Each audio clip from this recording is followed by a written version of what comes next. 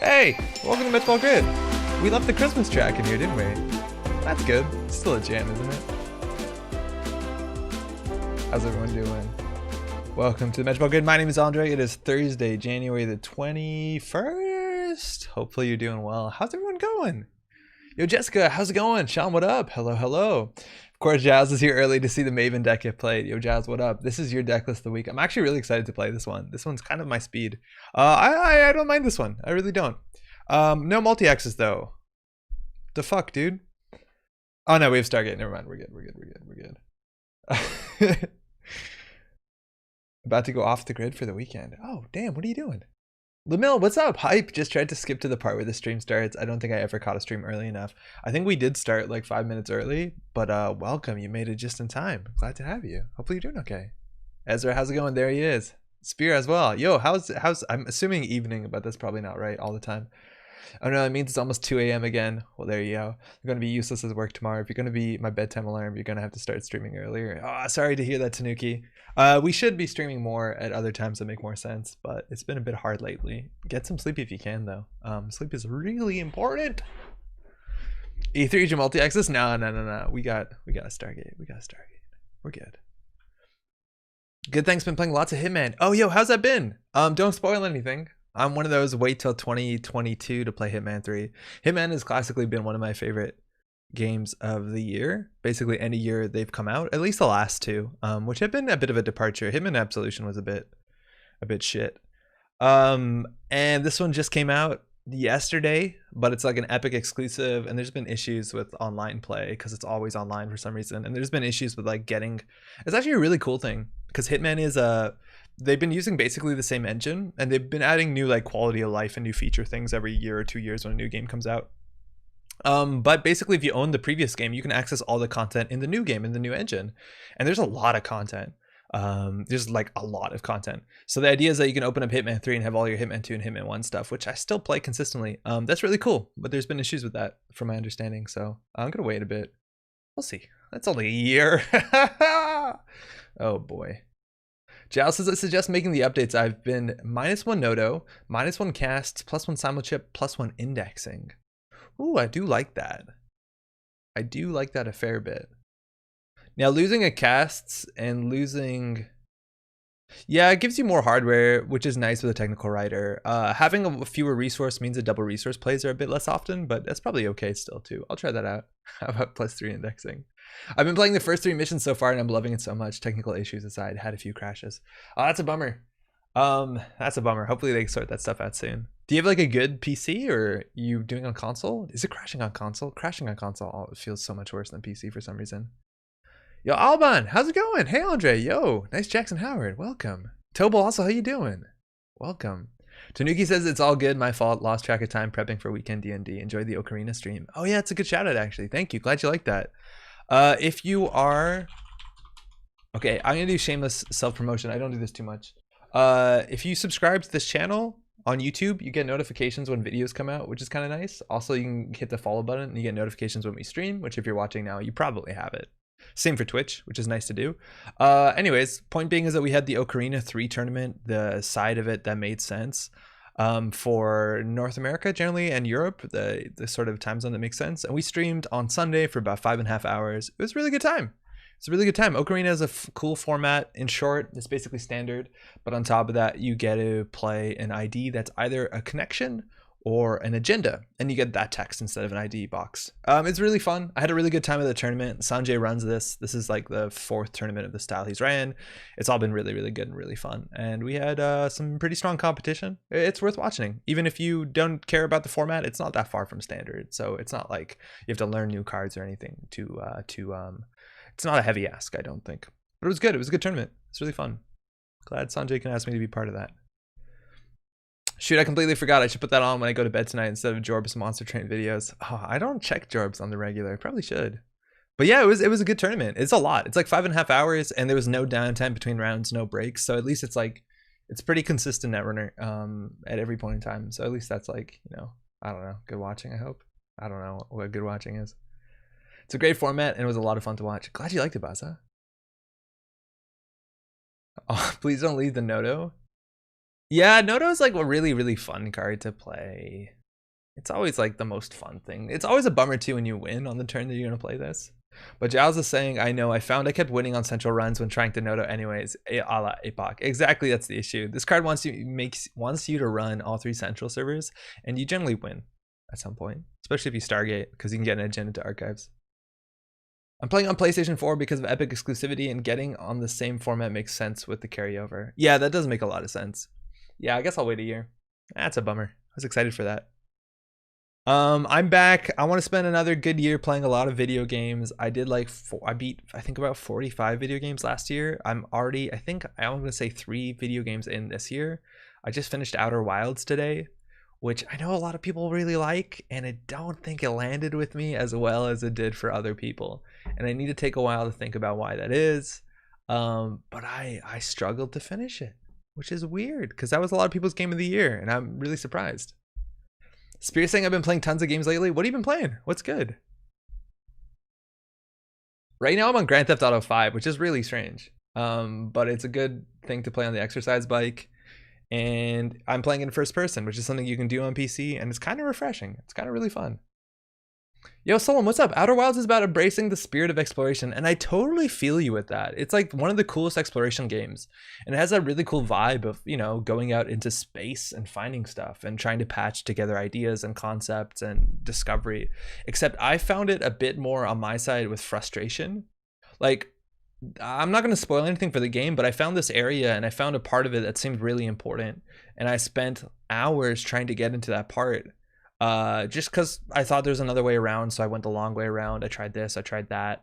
The game also has a lot of like movement, and there's not that much heavy platforming, but the game cares about how quickly you do things, so sometimes there's a stress to do things quickly.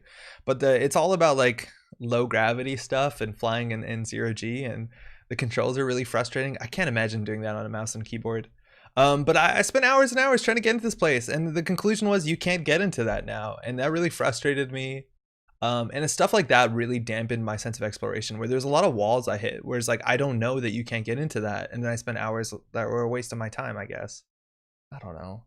Had a lot of frustrating parts of platforming. Yeah. Yeah, it really does. I finished Miles Morales recently. I moaned about it being so short, but I likely wouldn't have finished it if it were longer. I really enjoyed that Spider-Man game. I'm excited to get to Miles at some point.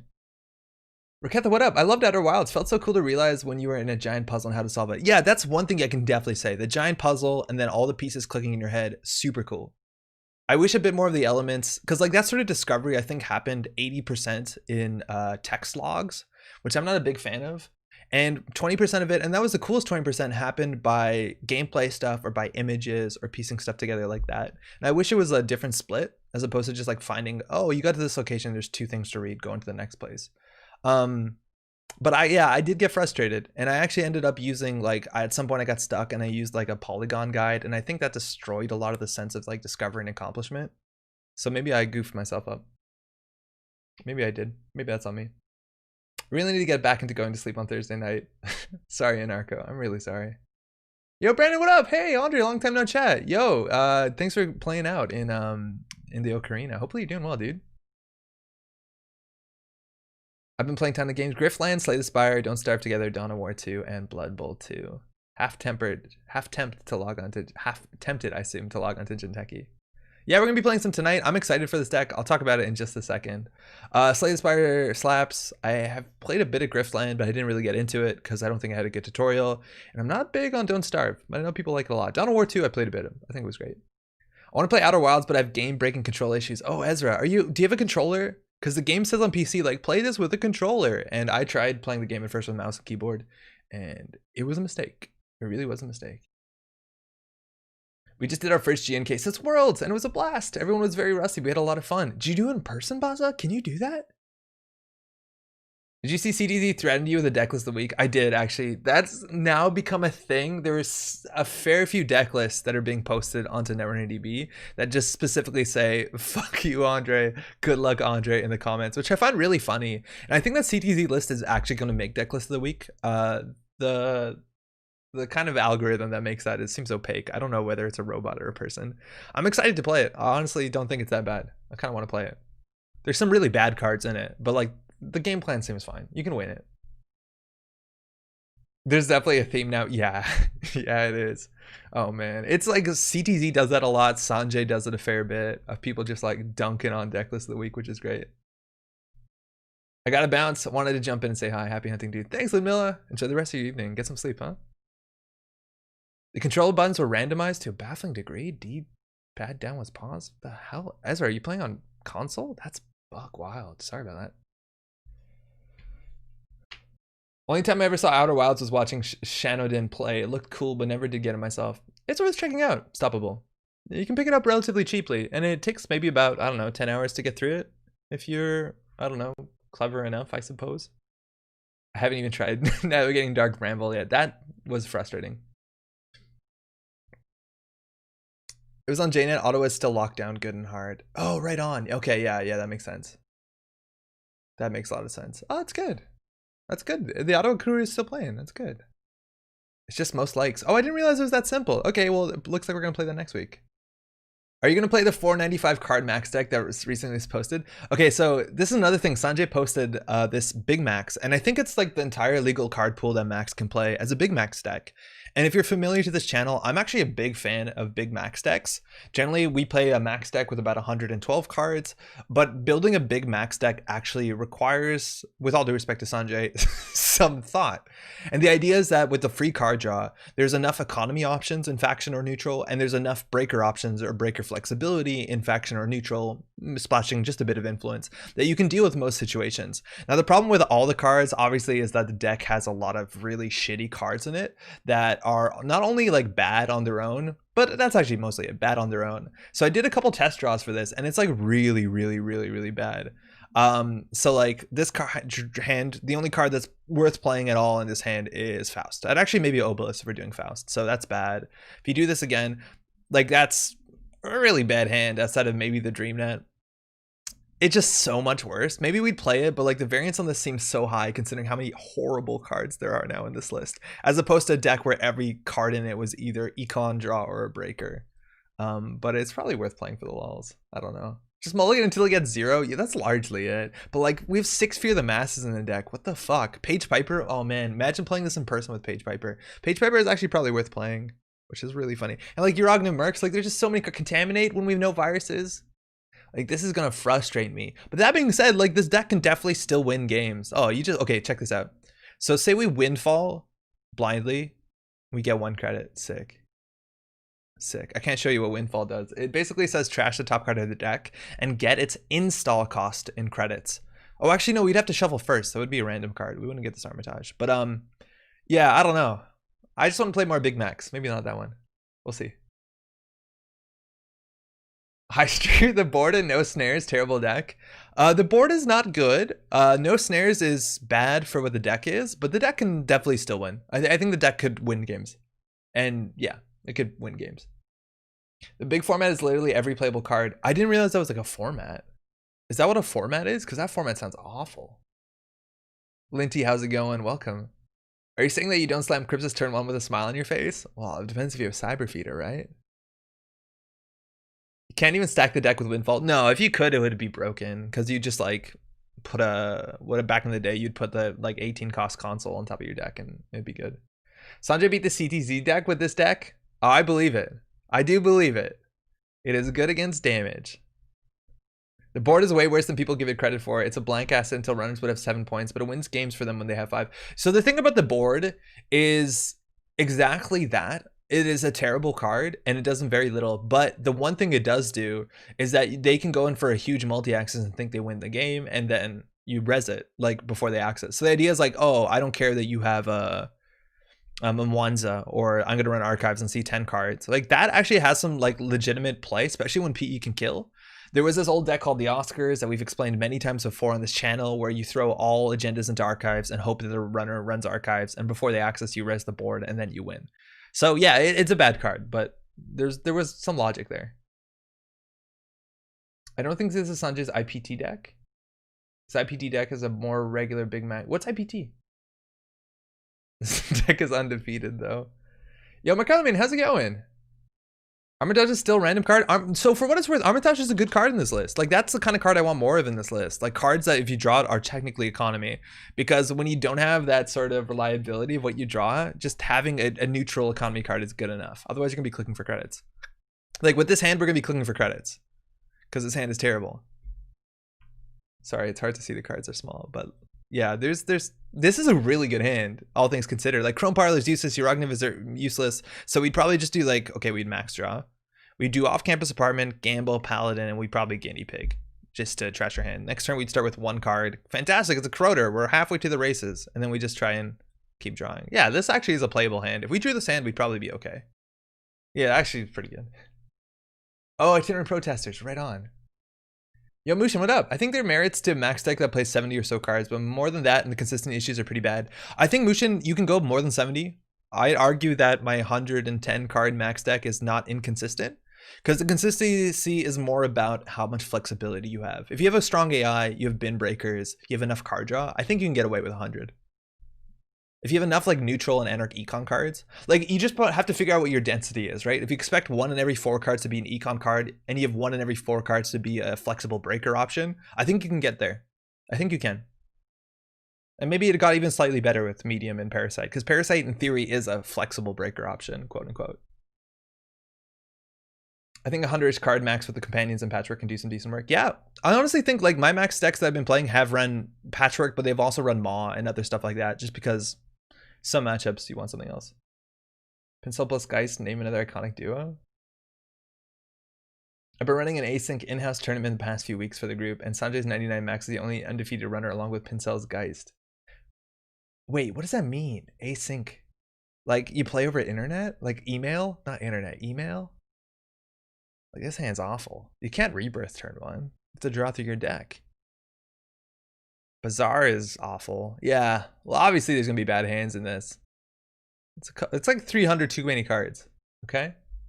Oh, like a round a week. Okay, I thought you were like emailing your chess moves, and then someone's like, "Wait, I have Marcus Batty," and then you have to do everything else. That's cool. That's really cool. I'm glad there's still like organized play like this. Oh, we'll talk about this in a second, but let's talk about the deck list of the week because I think it's cool. So I'm going to sum up the deck list of the week in 3 cards. Maven is a breaker that hasn't rotated. I thought it did. It breaks Ice Subroutines for 2 credits, which is too much. And it starts with 1 strength because it installs itself, and then it gets to a lot of strength. And the idea is you install a lot of programs. Once you get this up to 5, maybe 6 strength, that's probably all the strength you need. And we have a lot of programs. We have things like Mantle, which is fine, I guess. We have Rizeki, which is better Mantle. And then we have other things like Misdirection, Imp, and we're going to just keep things installed. That's actually not that many things I thought we'd have installed, but I guess all the Rizekis are good enough. Then the big change about this deck is we have E3 feedback implants. So the first subroutine is 2, and the second subroutine just costs you 1. And that makes Mantle not the worst breaker. Honestly, in some cases, actually a pretty okay breaker. The higher the strength the thing is, the better breaker it gets. Like you're bringing 4 to get through Anansi. It's pretty good. Otherwise, there's not too much going on. It's otherwise basic shaper stuff. We have Haley. We have NetChip to ensure that we have all the MU, which is good. Somebody told me that you could use Mantle to install cards on NetChip, and I don't think that's correct at all because that's not an ability on the hardware. So I don't think that's correct. We said that on the last stream. And then we just have the good stuff. So we have a Proco build to draw, so we can get that double install with Haley. And Giles said there's some changes we're gonna make, which let's get that to a second. Time to let Andre's dulcet ASMR tones whisk me off to dreamland. VOD tomorrow. Good night, Tanuki.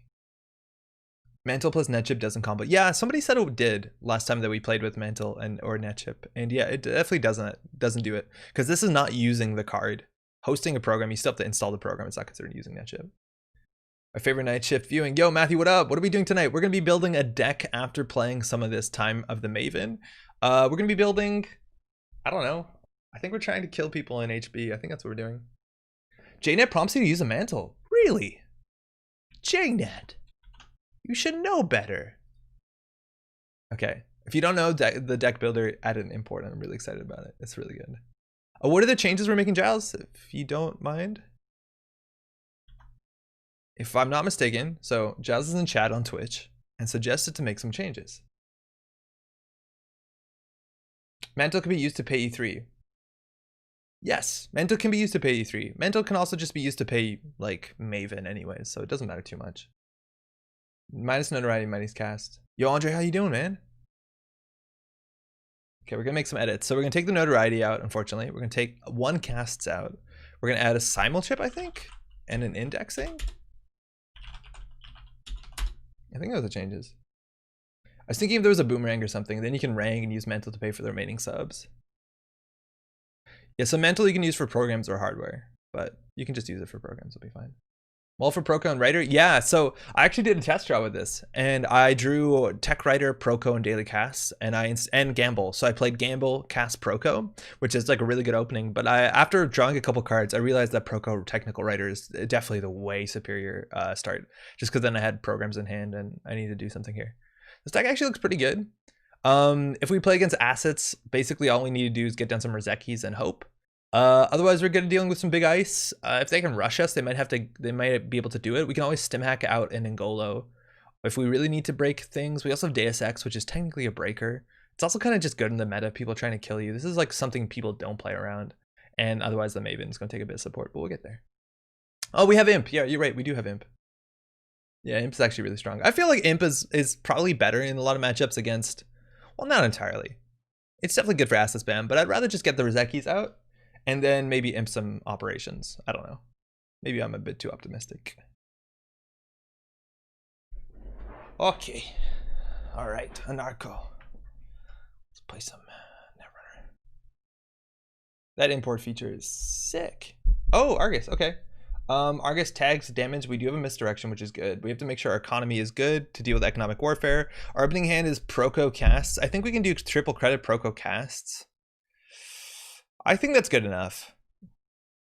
I think we can do triple credit Proco cast. Otherwise we can do like Proco, use it, and then install like, I don't know, Rozeki Hyperdriver or just Rozeki.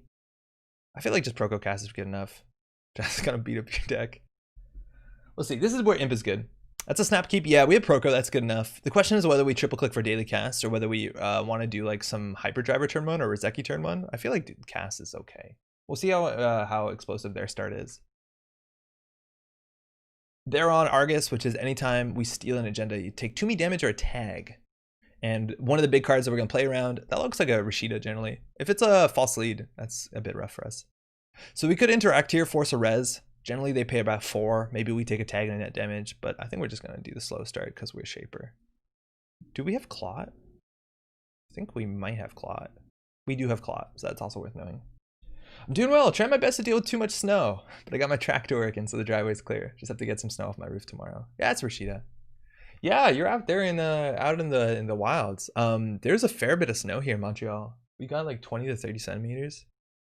It's been snowing all day. It's kind of nice as somebody who doesn't have to go outside.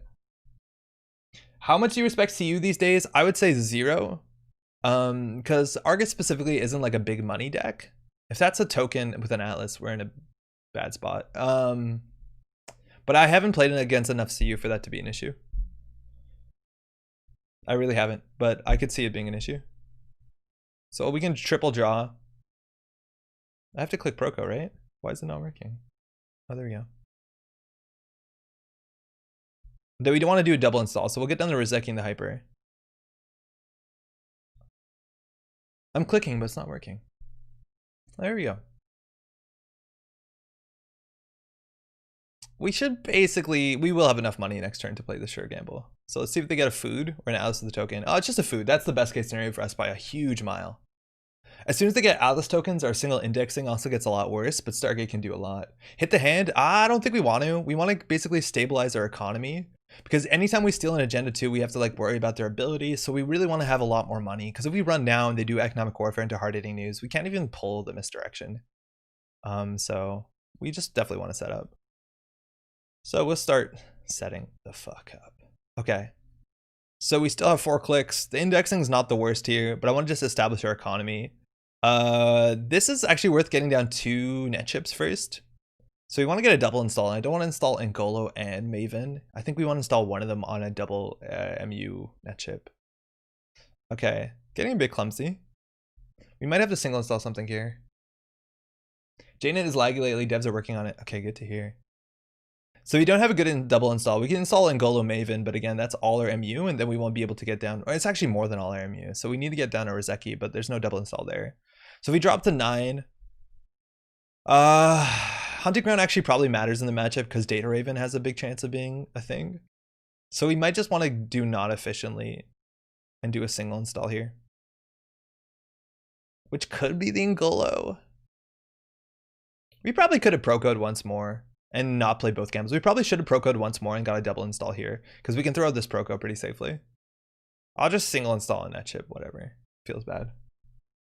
We also could have just pro-code and thrown out our 2 worst cards, which gets through our deck a bit faster. But we're now pretty far ahead. They need to score in server 1. Ideally, if we had a SMC out, we'd be able to stop them from getting out a hostile, which is pretty good for us. So we're going to run for this. It's probably an NGO front. Well, we'll just run it. Hunter Grounds also is probably worth installing. I want them to res a Raven. Okay, that's a border control. That's fine. So they can't really score a good Atlas here. So this looks like an NGO front, if anything. It could be an Atlas, actually. Maybe we're just indexing here. I think we can index here. Steal some Atlases. We gotta make sure they have 10 credits, so we can still steal a single agenda and remove a tag. Maybe you want to do this first click. Ooh, sandbox. Actually could be a sandbox. Okay, so we want to put the agendas on the bottom, or sorry, the ice on the bottom. So Whoredom is fine. Mouseless is a bit worse for us. Actually, they break for the same. Same for the slot machine. We can put sandbox, take 2 damage. We probably don't want to take the damage. And I want to trash the NGO front because their economy sucks. So we'll put Whoredom at the bottom and end the run, I guess.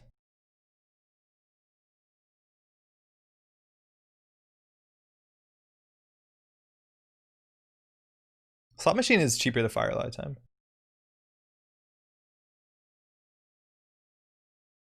Yeah, we also have Hunting Grounds for slot machine, so slot machine doesn't really do too much. Take the tag and we'll just remove the tag. Okay, so they could be on 10 credits. They could force us down if we're really unlucky to like -8 to 9, and then still I don't think the trace is that big of a deal.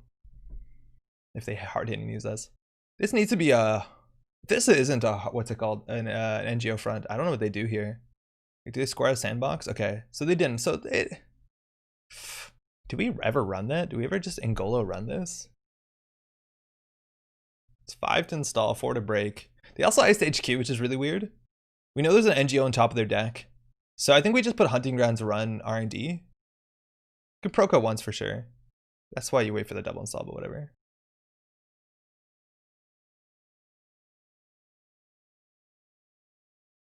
Oh, we could have drawn again, whatever. We'll run R&D here. This is clumsy. I just want to trash the NGO front. They actually could res a big thing here. I forgot that they could pull up to 11 credits. So Tithonium could be disastrous. Yeah, it's a mouseless. Can be really bad. Whatever. We just don't want to hit our Ngolo. We hit our Maven. We'll have to bring that back, which the Simul chip will be cheaper. We have a tag. Click left to remove the tag. They thought we were going to steal an agenda there. You can just Maven it. You're right. We could just Maven it. Break for 4. I'd rather have the Ngolo at this early though, because we know that they're drawing like another Whoredom coming up, and this is technically an AI. I don't think they're going to triple advance it, but okay, we need to set up now. We know that they're just drawing ice for a while. They might have something in HQ, so that looks like it's Whoredom into border control. They score a naked Atlas here. It's like kind of scary, but then we have to clot lock them. Hyperdriver is good. We can install that. That's good, because that lets us bring in our breaker. We'll do it one more. No, we need our hyperdriver. Okay, died a Ronin. You need to sit back a bit. Control, yeah, I hear you. We definitely need to sit back a bit. This is also likely to be a prize sec.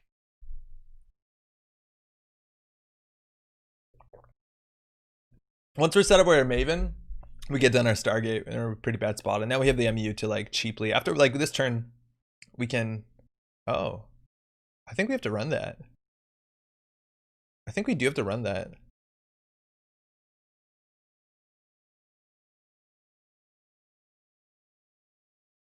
In the Ocarina tournament, I saw the King play Jessa Matrix E3. That was really something. That was really cool. I don't actually think it was the King though.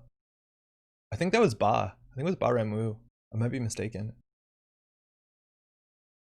Okay, thinking. So that's an advanceable card. So that could either be obviously an agenda or the last NGO front. Last NGO front is a bit unlikely. We've trashed a card this turn, so we can like very cheaply bring out our Simul chip to get in the Maven, which comes at 1 strength, and then we can install our Ngolo from hand. It would be a bit expensive, but we can definitely do it. Okay. Okay, so that's a good start. Double install here. So that we get 2 credits on the pop. So the double install here, that's 7 credits to get our breakers, and then we have to start from there. So it'll be on 11. I think we can do that. The thing is, like, if this is, I don't know, if this is a gene splicer, we're in a bad spot. Let's go for it. Look at these down. RFG isn't a trash program. Oh, that's good to know. You're right. We're not trashing it. It's removed from game. So we'd have to eat the Rozeki.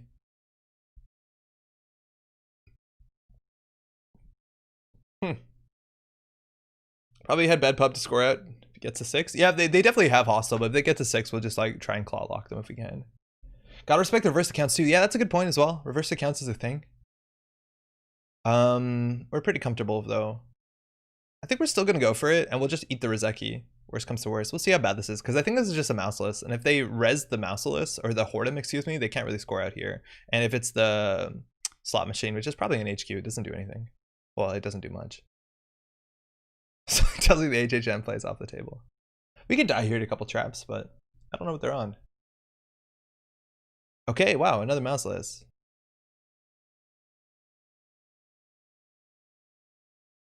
So we could let that fire, but we probably shouldn't.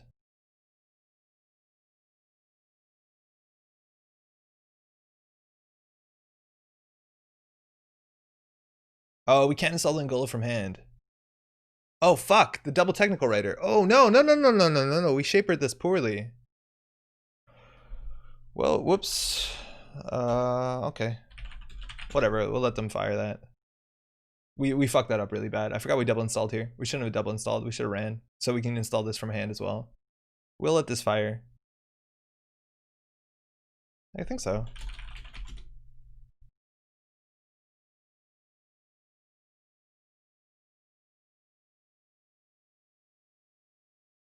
Alright, so we lost our Angolo. Okay, that's fine. So we can still break this. We don't want to give him 2 credits. So let's see what this is. We'd have to take 2 tags, and we have to clear 2 tags, but we'll be okay, I hope.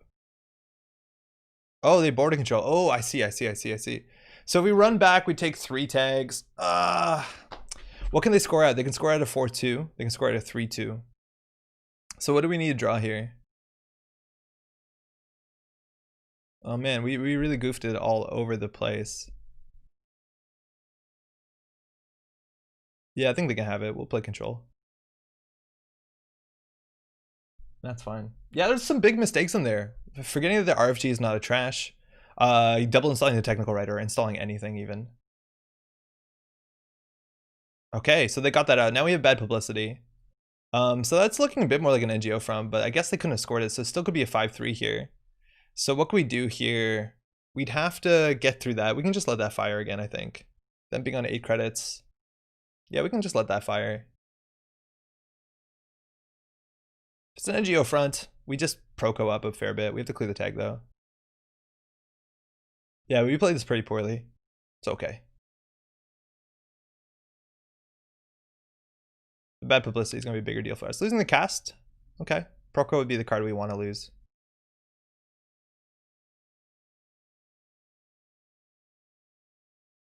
Well, let me access. It's a food, okay. Take a tag. Can we clear 2 tags? What's going to cost us is we're going to go down to 9. So economic warfare and hard hitting is still a thing. I think we still do it. Junebug could kill you? Yeah, Junebug could kill you, but we don't really play around Junebug. There's a lot of things that could kill us there. Junebug could kill us, Gene Splicer could kill us, but we're not gonna play around it. Do you want to install the simul chip first? I don't think so. I don't want to do a double install, because here we could take the 2 meat damage. 2 meat damage saves us, you know, about 3 credits.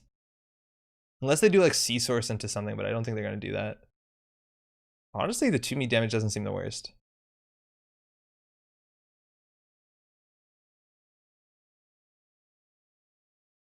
Okay. You might need Clot Lock, only with 1 simul chip left. So the Clot Lock, like the last simul chip for the Clot is definitely very good. At this point though, like what do they have to do? They have to audacity something out. They have to score in another agenda before that they can really push something out. This is where it gets scary. Like we can't just eat the mouseless enough. Maybe the simul chip was worth it. But now if they score another 2-pointer, then they're on hostile takeover, and that can be game.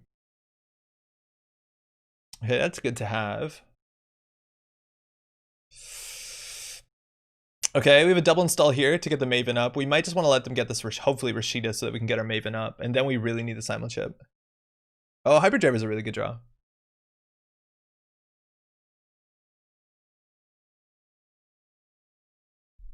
So Maven's at 3. Yeah, it's just Rashida. That's good. You need to think about boosting Maven, yeah. And unfortunately, we're going to use the Hyperdriver here, but I think we will like install the misdirection. And once we get to 5 strength, I think maybe we have to respect 6 strength because of Archer. But we could also like Archer's AP? No, Archer doesn't do damage. It's probably just a destroyer, right? Okay, icing up R&D slows them down a bit. And we also know that they're on sandbox, so like some of the cards they have to advance. We also want her down, but we want something with her. Fuck. That's good. We can also just like flat install that, and it could provoke a purge. Okay, this is good. This is okay. Archer will be really, really, really bad. I don't know whether we can respect Archer. That's our last Hyperdriver, so we don't really need to put anything on here. I think the next net chip will take our Ingolo if it comes back, or more likely Stargate. Fuck it. Archer me. Archer's Destroyer, yeah, it is. Okay, that's good. So, yo, Higspix, what up? Hyperjar. So this only makes us lose 3, which is actually cheaper to break it. That's sick. This only has 1 subroutine that matters. This actually is really expensive, so we can let them get the credits, I think.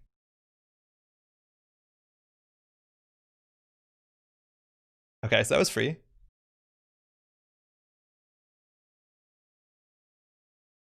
You a new look? Just joined? Casito, how's it going? Welcome. Okay, so we don't want the tag. This does get expensive. So they can gain the 1, the net damage in the tag. The net damage is not that bad. Ah, we'll break it. They can have that credit. We probably could have taken the net damage that. Right there.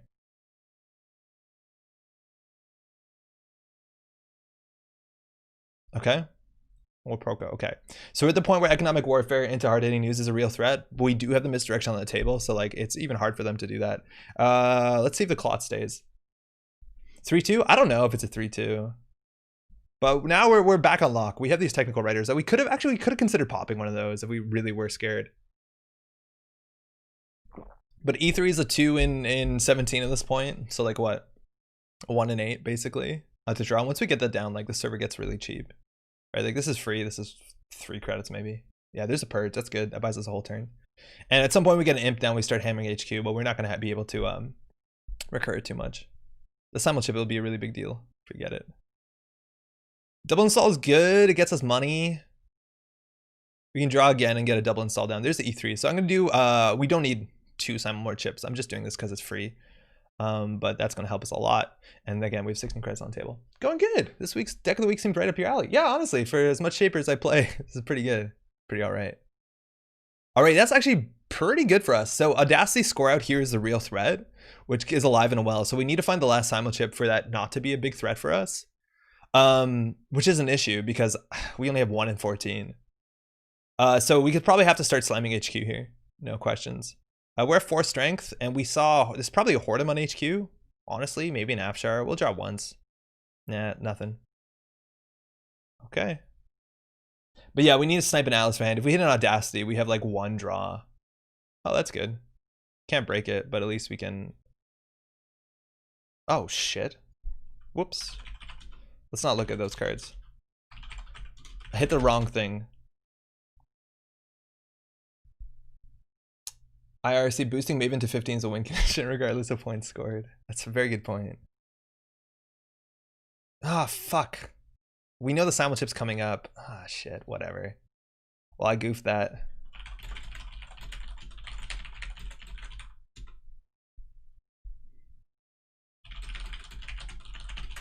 That's on me. So we know the simul chip is 1 click too far. So we have one click too short. So if they have the audacity in hand, they get it. You can do it back. It's cool. Nah, it's all good. There's no way to unlearn that information. I'm not gonna go back on it. Thank you though. It does technically help us because we did get one click closer to our simul chip. And we only lose 1 credit. They gain the money of the res itself, but if they have audacity, the 13 credits doesn't matter. Hedge fund, okay. So we need to like draw twice. We're not gonna get it down in time. We have an imp, and the next card is the card we need to stop the audacity. So if they have it, they have it, and we can't really stop it unless we could go in again and take the damage, which is actually probably worth it. Oh no, but that bottoms our simul chip. We should have bottomed the imp if we thought that through.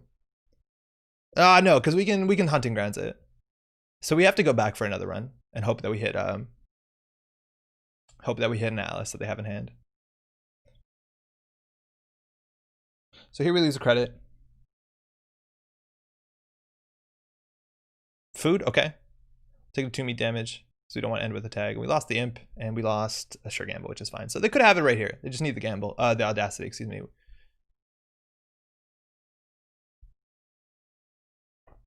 The thing is also like anytime they single install a card, oh that's good. Anytime they single install a card, in theory we have to pull out the clot, right? Because like they could audacity out a hostile if we don't react, which is actually, oh no, it doesn't matter because they, never mind, because it's a hostile. Okay, so what is that? I don't know. Kind of looks like a price hack. There's a lot of cards in archives too. We're on game point. If we drew an indexing, oh, we have our 1 indexing. Other issue is that we need another program to be able to deal with this too well, but we can probably just let all this shit fire. I don't think it matters. I think we do let this fire. I think we let this fire and we just make sure that we don't bottom our simul chip.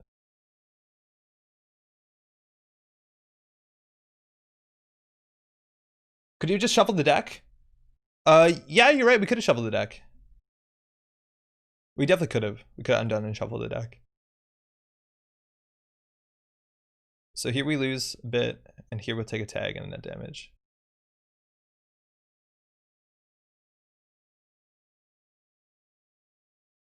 Cool. Probably a price hack. Yeah, there you go. It's a price hack. Do we trash it? Yeah, probably need to. So here we can remove 2 tags. Unfortunately, we give them another turn for the audacity. Oh, cool. I forgot you can use that. And in theory, they could try and hard-hitting use us, but they're going to need to destroy this misdirection. Hedge fund. Okay, so it's another turn. Oh, hard-hitting use. That's fine. That's fine. Trace 6. That's honestly fine for us. We have all this money here. Like, this is not going to do anything. Like, that's worse for them, I think. Right? Like, all we do is pay 3.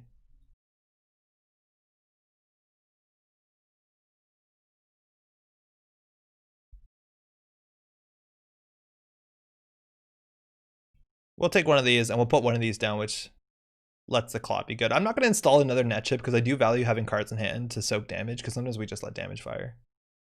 No. But now we can deal with the audacity.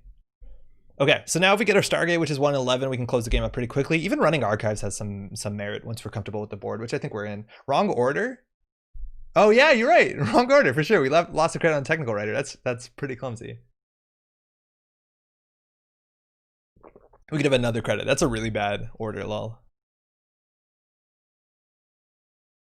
Okay, another Rizeki, that's good. That's gonna bring us up to 5 strength. We're gonna check archives real quick. I don't think there's any traps here that can fire. We could just win. Nothing. So they threw out hard-hitting news, consulting visit, another consulting visit. They also threw out too big to fail. So not much we have to do now here. We can draw up 1. We could also just install the Rizeki, like whatever. Puts us to 5 strength. We could have waited till next turn. So Maven's at 5 again. I want to get the Maven at 6. So we have another Mantle, we have another Rizeki in the deck, and we have Stargate. So Stargate in 3 SMCs and bottom 9. Yeah, we haven't drawn an SMC yet. Okay, so that looks like border control. That's the best case scenario for them. We do have to respect Archer. But if we hit an Archer, we can always panic Simul Chip. We'll draw once with Proco. Yeah, there's a Stargate. If we stim hack this, I think we stim hack on the way back. Otherwise, they can stim hack and just hit the border control. But this doesn't look like an agenda. I think they're just gonna keep him in HQ. Yeah, there's the border control. I don't think it matters how much money they have. Oh, I'm gonna use E3, excuse me.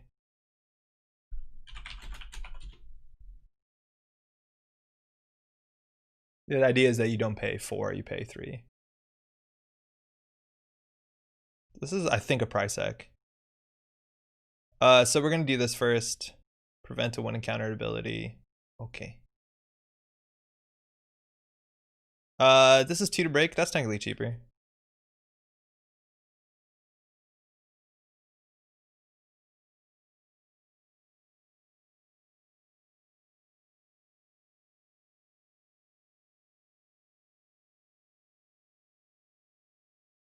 Well, E3 the net damage, and they can have a credit. Then we can stim hack this back. Okay, that's fine. Stim hack it back. Hopefully we don't hit this thing.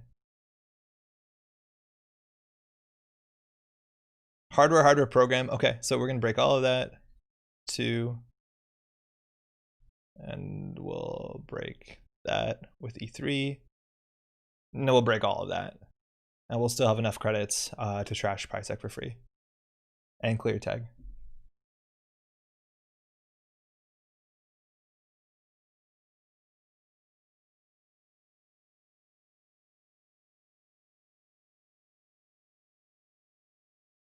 Cool.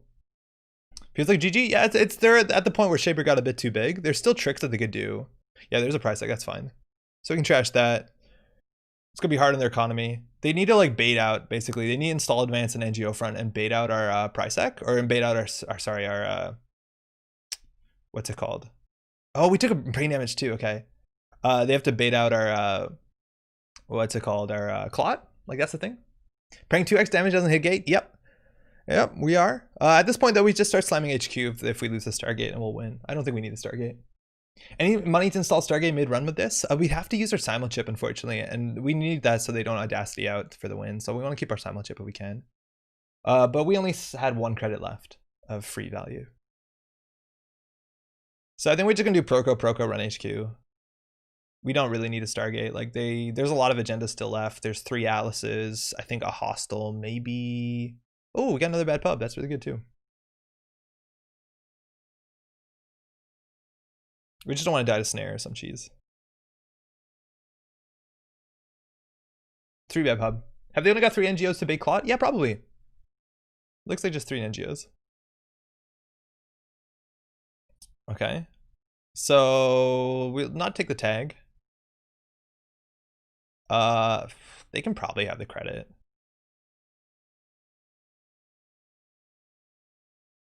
Yeah, they can have the credit. I don't think the credit matters too much. Like if they install another border control, it's like 6 credits anyways, so whatever. We can probably win on this. We'll win and counter this. We're only winning countering this so that we don't have to break more than 1 separate team. In theory, we could break 2. Are they looking to triple advance a Hordem? If they triple advance a Hordem, like, that's going to take them forever. They don't have dedication. Economic warfare, okay.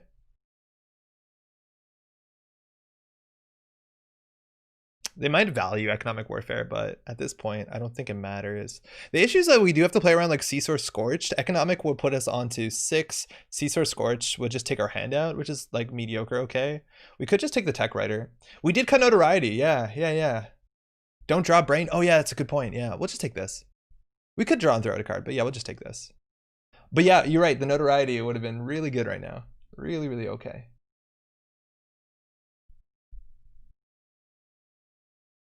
And if this doesn't work, we'll put down the Stargate. And then again, if that whiffs, we'll run HQ.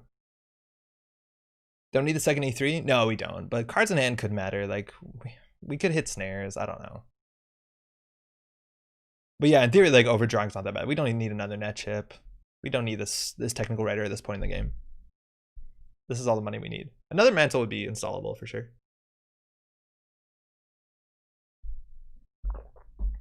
Yeah, they really need to bait out the clot, but the problem is like if they bait out the clot and we steal the agenda, they lose. And that's why the NGOs are kind of nice in this deck. They are kind of nice. Another thing that we actually would struggle to play again is they put a surveyor. It's like strength 6 surveyor. Credit preemptive. Okay. So let's see what they put back. I think you get here. Yeah, I think we're definitely going to get here. It's the most pressure we can put on. And they might be shuffling back 2 agendas that they threw out from their hand last turn. Let's see if these 2 go back into the deck. Which I don't know if that's good for them. But we haven't shown any R&D pressure. We threw out 1 indexing.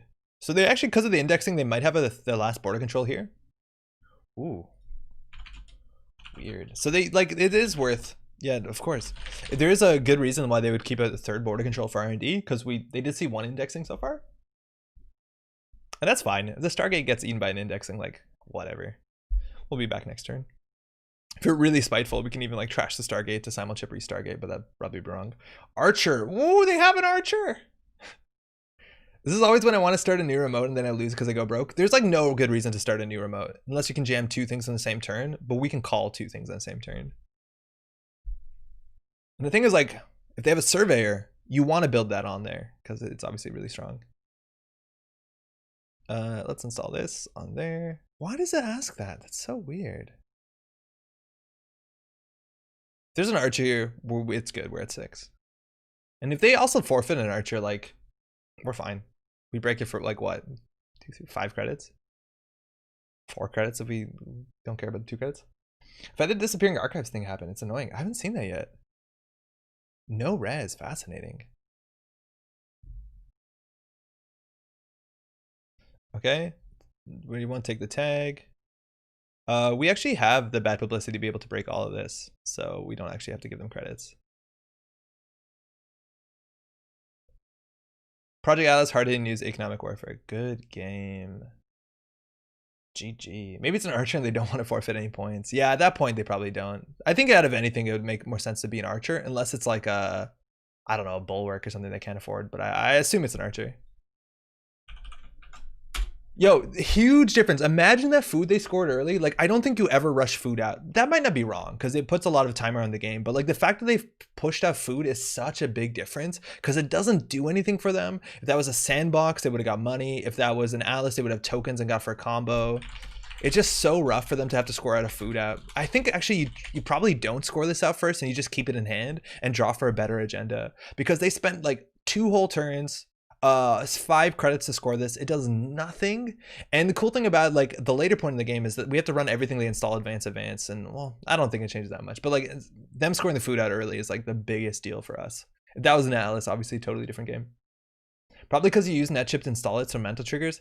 Yeah, it's probably coded wrong in JNet. That you're right. It's considered the use of hardware to the JNet. You did steal 2 more food from them. Maybe they were flooded with multiple food at the start. Yeah, they could be. And you're right. That's just going to be hard. And like, I assume that they scored the food because they had no better option. Did they mull? No, they kept their hand too. So I don't know, man. I don't know. How's it going to RSN? Maybe they did. But we got to that point where we have the lock. We did have the silent chip. And we like our beginning game was clumsy. And we like took a lot of damage to things we don't. But that's actually like a really big deal about Argus. You can almost always take the damage and it'll be okay. Because nobody cares about, no one's fucking Seesaw scorching you. Cards in hand don't matter. Yeah, I have no doubt. And Narco's saying they do have an audacity, but Andre had clot plus simulchip. Yeah, Narco, I think what you do there is when you preemptive back the NGO fronts so that you can do install advance and bait out the clot and then NGO front from there. I think you need the NGO fronts. I think they're actually way better than whatever you shuffled back, just because they do have the clot lock. Also, Thanos, what's up? Yeah, baiting clot with NGO front barely happens. Like, I've almost never seen that in Netrunner, but it's one of the best ways to bait out a clot in the game, like, bar none. It's so good. I like this deck. We'll play another one.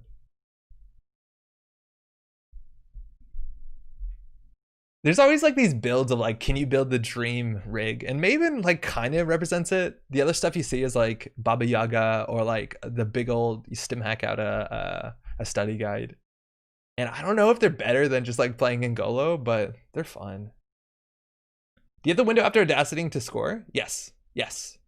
So basically you can Audacity and then you can do as many paid abilities as you want, including scoring an agenda before you give the priority to me. So you can do, you know, advance, I have to react. And then once you take a click, Audacity, and then score. It's all one window. Like, can you go install advance? And if they don't call it, you can Audacity 100%. Yeah, that's it. Mass Driver, Flare, and Kuza. Hey, thanks, you too. Hey. Yeah, that's the idea. Back in the day, there was something called shipment from Sansan, which is basically Audacity. And there was some crazy windows where you could install a card, say action, on a blank card. And then you could do shipment from Sansan, move an AstroScript Hive program, and you could install score a 3-2 from nothing. It's pretty buck wild. There's even some windows where you could install the card, and then if it was like a breaking news on top of a Sansan, you could just move a counter over and score it. Like there's sometimes there's no window to react, if I'm not mistaken. Opening hand's not good enough. Double net check, misdirection. Acme, the misdirection might go a bit further. I don't know what Acme does modernly. We have to watch out for IP block. Data ward is also an issue. We do have Hunted Grounds in the deck, which is going to be pretty good. IP block. A little mull for Proco. That's fine. It's not amazing. I really miss shipment from Sansan. I don't know, man. I feel like Audacity's more interesting. Who knows? Flashbang, not Flare. Oh man, Flashbang's good. All right, hedge fund. They have a big credit lead, so we're just gonna try and set up. We can generally open with Sure Gamble. We're looking for a double install here, so hopefully another resource. If not, oh, that's perfect. That is the best opening we can get as opposed, well, actually Proco under starting hand would be a bit better, but that's really good. As a double was great fun in shutdown combos. Oh, it was so silly. We used to like fast advance out vanity projects and Blue Sun with shipment from Sansan. I had a game with my partner where they won seeing my entire deck with 2x medium right before I won the next turn by scoring my last Astra and Beal in 1 turn. Spin cycle, so fun. That's awesome. Yeah, there's some wild stuff you could do. Rip Jeeves SFSS subliminal nonsense. Yeah, subliminal's back, and I haven't seen anyone do anything cool with Jeeves or Mirror Morph yet, but I imagine it's there. I'm not that worried. I think you can score a Rashida. I don't know what their Agenda Suite is. This is the sort of deck that could have CU in it. So we're looking for a double install here. We'll just double install whatever the best double install is. Unfortunately, they all seem a bit shit. It's actually a really awkward double install here. Like, installing Imp into Claude is shitty because it's expensive and it doesn't do anything. In Deus Ex, I don't think it does anything in this matchup. Maybe Hydra's a AP. Yeah, maybe it deals with Hydra. I think we just install the Daily Cast and throw it to Deus Ex though. And just forsake our value. Hydra, yeah, Hydra could do it. The Claw's actually probably worse than the Deus Ex in this matchup, especially because this is a permanent +1 to the Maven, while this is a bit more ethereal.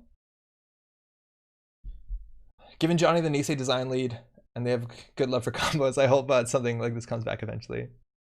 Yeah, there's not that many combo decks right now in the modern meta. And I think combo meta decks are like an interesting and healthy part of most metas, as long as they're not like the best deck. But we'll see. We played a 1 dig. I think Cast Pitch Clot. Yeah, I think Cast Pitch Clot was better than Cast Pitch Deus Ex. I think I just said that. I regret this. I'd rather throw it the other way. Or for Corp to have fully op. This Corp might have fully op. Fully op is actually really good in Acme because their value is better the more servers they have, because then they have more outermost ice. So you're saying Game Changer is fair and balanced. Oh, fuck you. Yeah, you're right. Never mind. Worlds was a combo deck. Oh man, I haven't actually had Sweeps Week happen to me yet. They have a shit ton of money. Look at that. I missed Brain Rewind combo, and I might be the only one who thought that was fun deck. Yeah, you definitely are the only one, Sean. It's a lonely place to live in. That was poisonous. All right, so we can't. This is awkward. Gotta throw out something here. I was hoping to draw like a Mantle or a Rozeki would be best case and solve the Hyperdriver, because we can't do SMC plus Hyperdriver. So I think we're just gonna go for like the install value. From here, again, I don't know what you want. I think the Clot's still the worst. And it was worse the last turn, so that makes sense. Poison's delicious. Hyper plus Imp? I don't love Hyper plus Imp. You're right, actually, Hyper plus Imp isn't the worst. Getting the Hyper down, I think, is actually more valuable than this. Obviously, this doesn't do anything for us. It's a really low tempo play. But they're not doing much, which is good for us, I guess. But yeah, I think Hyper plus Imp is better, because they might purge, which is fine. But getting the Hyper down is the most important thing. It's cold outside. I bet 60s right now in South Florida. I don't know how cold 60s is, but it's probably not cold. I could just about stomach Game Changer when everyone pretended it didn't exist. It makes me sad people play it now. Yeah, this is a fully op deck. Yo, I hear you, Jessica. I don't like playing against that combo deck, but luckily it is pretty weak to tech. Okay, that's what we kind of wanted, I guess. So we can draw once more and then double install our programs and then throw out the Proco. Again, CU could be alive and well. I don't know what any of this stuff is, but a card that they haven't used for a while. Maybe it's an Arella. Maybe it's a team sponsorship. I don't know. Hyper Imp now and run HQ. I'm really scared to run when there's 16 to 9 credits, especially because we don't have access to misdirection too easily, but maybe I'm a coward. I remember back when Estelle Moon was legal and Game Changer released, I made a deck that scored 7 from 2 credits and 0 cards installed. Yeah, you could do some stupid shit. Okay, this is the issue, is that we're not good at contesting this. What's the worst case scenario? We hit an IP block, we have to trace, and we have a tag. No, we just have to trace. That doesn't seem that bad, honestly. IP block is, what, 3 strength? Data Ward's 8 strength. Fuck moons. Sad, you said it. Hyper next turn plus SNC from misdirection would be okay. Yeah, the problem is like we don't have MU for it. We have to get this on here. I think we poke. I don't know how bad it could be. Actually, Hydra could be pretty bad. Ugh. Moon and Game Changer were legal at the same time? Yeah, they must have been. Maybe not, actually. No, probably not. I'll check HQ twice by now. Checking HQ doesn't do much for us, right? Like, you're right, they might have agenda in there, but if it's a Bologna, it's a bad state. The fact that they only have 2 cards in terms of them punishing us, that's a bigger deal. But like, we're better at setting up than going for singles. Once we set up, we win the game, as opposed to going for singles. Like, it seems way less compelling. We have a lot of clicks, though. Ah, an orb for our trying times. I like the imp Rizeki go HQ. I do like that a fair bit. And we can maybe let this go for a bit. Because again, we have access to Maven. We just need to get in programs installed.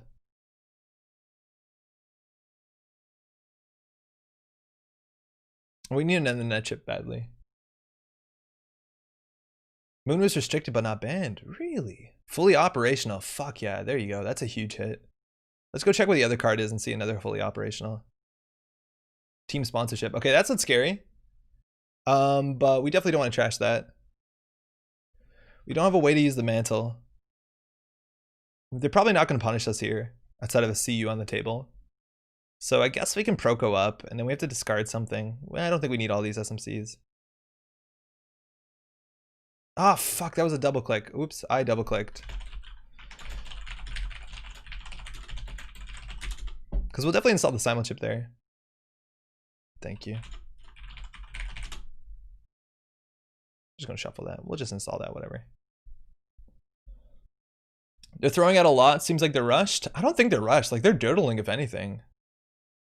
Yeah, that's exactly what it was. Tried 5 net chips for a bit. 6 is definitely correct. There's a Jeeves. Okay, it looks like they're going to score out of 4-2. Oh, not even. Triple draw. Okay. So they probably want to get nice on HQ here. Because we'll definitely go back in with the imp. We have to wait until we are ready to mingle before we go for singles. Hicks. That's perfect. That's exactly it. That's good shaper stuff. Yo, jogging, hello. Yo, I noticed that you sent me a message like last week and I didn't get it back. I didn't get back to you. I didn't notice it. I appreciate it. I thought Moon was banned after Continentals 2017. Yeah, she was restricted for a while, wasn't she? Okay, cool. HQ. And they overinstalled on server 2, which is really sus. That's right. I'm saying all the cool words like all the kids. Shouty boy. Okay, so we're at a point where hyperdrivers are harder to play, so we need net chips. We need to draw. I'll run HQ first, though, and see what things look like with the imp. Because their credit differential, I don't know if it's going to matter that much. A Sandberg. Oh, fuck me. Okay, Sandberg is going to absolutely poop on our Maven, y'all. Fucking hate to see that shit. Maddie's laughing in the next room. Fucking Sandberg? Are you serious? Ugh, from Giles. Yeah, I know. We're gonna have to go through it and trash a Sandberg. This is what happens. This is when you see a Dirtle deck. You see someone like, oh, I'm gonna sit back and make money. They're Sandberg. They're Sandberging us. Real Sandberg is real mean against a Maven list. Right now, I'm popping off. Real upset with you right now. Oh man, that's fantastic. Andre's 14. Yeah, I know. Something to with that. No big deal. I'm just joking.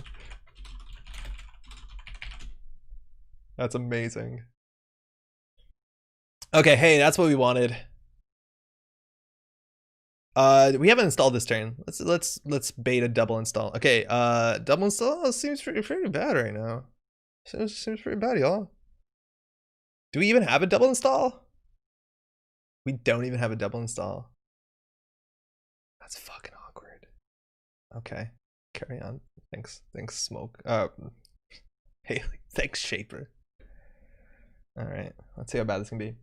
Moon was banned on most monoliths 2.2, which was effective September 2018. Okay, that was advanced. We probably should be checking at this point. Okay, just purge. That's fine. That's fine. Where's that blacklist baddie swordsman? Oh man. Locked. Hard locked. Got him. Alright, this is fine. I kind of want the impact. The imp seems really nice. Oh, I didn't mean to click on that! Who installs that before Proco? Proco's meant to be on the left. Proco's the first resource you install. What are you doing over there, buddy? Okay, that helps. That helps.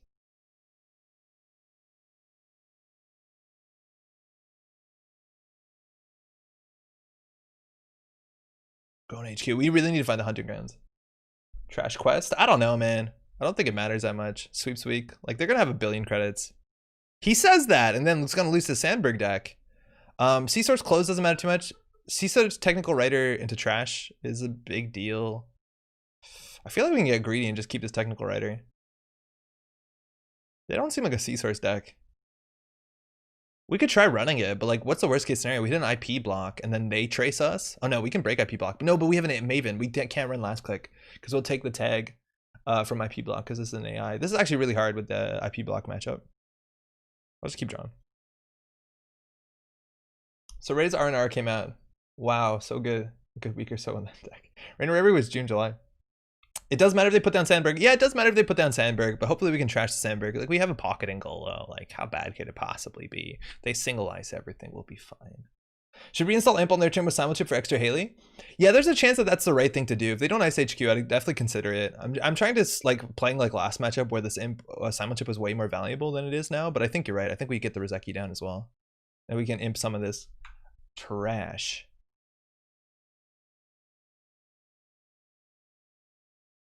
Yeah, I think that's always the right play, Marcus. I want to get that value.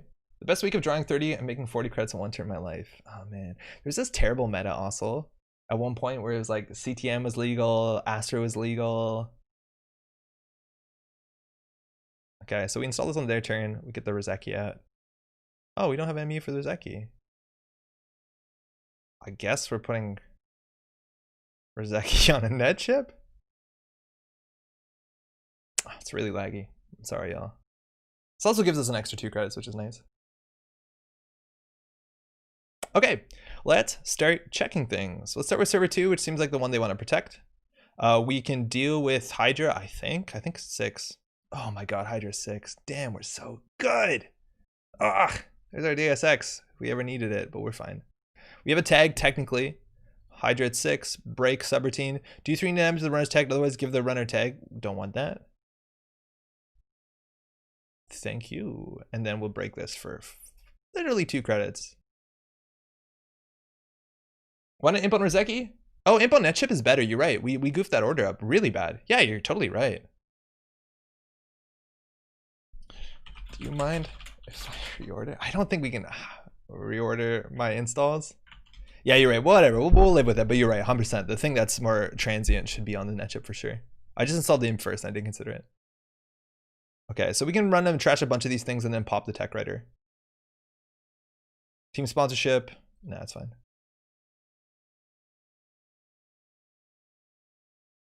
Team sponsorship. Hopefully no price tag.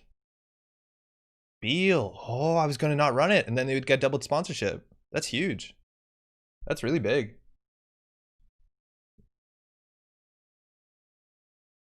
It's a good lesson to remember. Whenever I make mistakes like that, I don't take it back because I won't remember next time. Yeah, it's a good thing. And honestly, like the fact that I can play Netrunner so publicly and people in chat are like very kind enough to point out mistakes. And I mean that sincerely. Like that's obviously huge. That'd be safer than unprotected HQ. Oh, it's a risk. I was not considering running 5 for sure. But yeah, no, it's definitely a good way to learn. That having so many people being, being able to call you out, like it's such a big thing. Honestly, like it's such a big thing. Like it's the easiest way to get better in Netrunner is just to have people watch your games and also to watch your own games, which I do. I don't know what this is. They purged with Jeeves, which is obviously very good. I'm sipping there in Bologna, so they're on game point. You're huge. Thanks, Jogging. We can go in again. This is pretty cheap. I guess we could always like sure gamble first. Yeah, we should sure gamble first because we might actually have to spend things to trash things. Just as I said, I do. Call of Duty. Let's go. You're the beat wheel or Netrunner Jill up. Thanks, Jogging. That was malformed, but I understand your intentions and I appreciate it. Oh, it's a Sandberg. Oh, it's a Sandberg. Oh no. Oh boy, 10 strength. Okay. Oh, we don't die. We don't die. We almost died. All right. I warned you. Oh no. Got him. It's okay. We'll simulchip back in Ngolo. It'll be sick. Now, how are they going to score? How are they going to score? How are they going to win? They can't win. Can you overinstall the hosted programs? You can. You bet you. Sweeps week. I got one card. Got him. We'll be fine. Imagine if you trashed Quest. It doesn't matter. It doesn't matter. If this was 7 strength, we'd have the same issue. It being 11 changes very little. Simon chips Deus, even if you have 2 left. Deus only gets to 11, you're right. But I think we Simon chip Ngolo and just trash the second Sandberg, and then we have to deal with the team sponsorships probably. Stocks on Deus Ex going up. Yeah. Deus Ex got a bit better, y'all. That's for sure. Just looking for a simul chip. That's the second simul chip. That's all we need. Trash the imp. And that's why putting the, like, obviously, we'll try into a net chip here. Fuck, he's good. But, like, obviously, that's why we want Rozeki out for fear, so we can get the Ngolo on here. Okay, we'll be fine. 12 is fine. Boost, paint, trash Sandberg with an imp. We laughing. They're gonna look real dumb once we do that, right? This is fine. No, this is fine. We'll trash the Sandberg, we'll trash our team sponsorships, and then we'll just click for credits. And then hopefully they lose. We have to get out of, we also have to pull out our last indexing to win, I reckon. Because I don't know if we're gonna be able to simulchip back the Stargate. GFDI Andre with those called rips. Yo, it's so easy. You put 6 of the same card in your deck, and then you always are correct when you pull it, and you rip it. Okay, they're jamming an agenda, that's fine. Okay, simulchip. Trash this. Install. Ngolo. Faux. Next to free. Oh, we'll fix the MU in a second. Install. Oh, from hand. Yeah, right. I thought we could install the imp. It's fine. In theory, we should install the misdirection. Yeah, actually, I'm going to install the misdirection. Why not? Shit. Can you do summon? Is that a thing? Oh, it actually does work. Okay, so we died a snare. Okay. Let's deal with this. Run. Wait, what's the math on here? Okay, so we need to paint it. That's 2. And then it's 2 for 4, which is really good. So it will be 6. That's some money. So 2, 3, 4, 5, 6, 7, 8, 9, 10, 11. Minus 2, so it's 10 plus 4. Yeah, we can afford to do this in the other order. Deus Ex was a Justin Matrix. That's fun to see in Ocarina. That was really cool, wasn't it? A big issue too is also we're only at 7 strength, and 8 strength is what we need for Data Ward. So Data Ward on server 7 could be an issue. So we have to either pivot there or have to deal with server 4 and 5.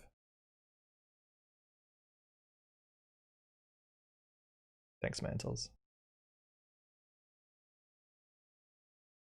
What if there's another Sandberg? It's fine. It would have to be here. We know what these 2 are. If there's another Sandberg, then I don't know. I guess we die to Hydra. But we've already seen one Sandberg. And here, what are you going to do is you don't want to use Ngolo for the other subroutines. You definitely want to E3 there. That's because you installed this card, and it's important you use it. Sandberg is unique. Yeah, they can't have 2 Sandbergs. But there could be a Sandberg in 7. It just seems like a bad play. Porco once, I guess. Oh, that's good. Can't install it. It's cute. Again, imagine we had the Rizeki here. Okay, so the only blowout here is Data Ward.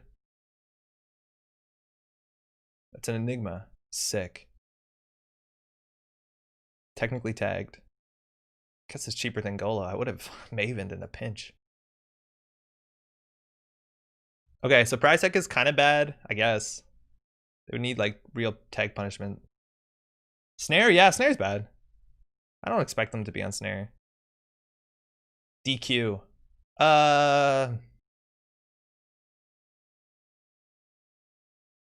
No. I meant another Sandberg and unicellular mode before you ran Ice Remote. We know what these are, though. We do know that these are both team sponsorships, so we don't have to watch out. But you're right. It would have to be that. I thought unicellular was something very interesting that I didn't know, but yeah, uniced. Yeah, we know that those are. Those are both sponsorships, so they don't do anything. Yeah, that Enigma could have been like what?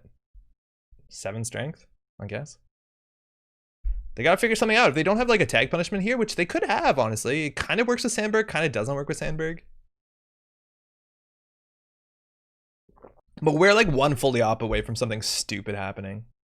It's gonna be really bad if a fully op goes off, cause it's gonna fire a full bunch. And this might be a deck that has a Nasex combo and then can actually like leverage the tag differential in a pretty mean way. But otherwise, like this Hydra again it's pretty cheap. We just need to get down our hunting grounds. That would be a really big deal for Data Ward, but nah, Data Ward's still gonna be an issue. Where's the daily quest? Okay. Dig for gate. Didn't we lose our gate? I think we lost our gate. Yeah, we have to dig for simulchip. Or indexing. I'd rather just indexing, I think. I love corporate troubleshooter for that money for strength idea. Sandberg just takes all the fun of it. Yeah, I know. Helheim servers is also pretty fun.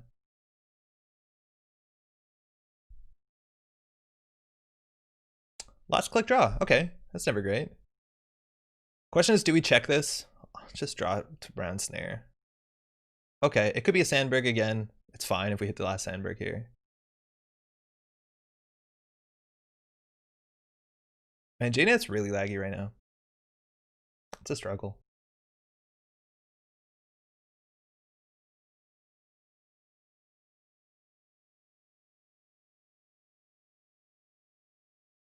Okay, 2 real credits. Feels good. It's Rashide. Can't have that. Not allowed. We'll go HQ, I guess. Chipple's Hyper? Yeah, Chipple Hyper is actually really good. Oh, there's the macrophage. Oh, if only we were in 7 string. Got him. Okay. The Purge. Okay, Trash a Virus doesn't do anything. Remove a virus from the game. I don't think we care about that. And the run we do care about.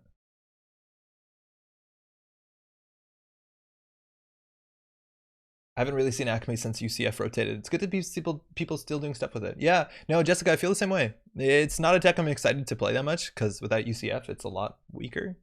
That card did something very unique, as cheesy as it was. A dispersed IT department, yeah, I know. Oh yeah, Imp, actually, Imp is a thing. Oh, Sweeps Week, we knew that one. Okay. Okay, they're gonna have a lot of money now. They're making 6 credits a turn. It's all about that yeah, if we had 2 clicks we could get this stuff down. Whatever, we'll just draw into Sweepsweek, I guess. Corp Troubleshooter is money for new accesses. Are you thinking about Helheim for that money for strength? No, Corporate Troubleshooter is money for strength. You boosted all ice, I think, by +1 or a single ice. I don't know. Archive Memories. Ah, fuck, they're sandberging us. That's fine. Sweepsweek for 4. Cool. Like, that's the problem with like trace size. Like, Sandberg on Macrophage doesn't do anything. Well, I guess they have 35 credits. I guess we have to stim hack the Sandberg. We have another stim hack. We have 2 stim hacks. Okay. Okay. Oh, no stim hack. That's fine. They're not doing anything. We don't have to do anything.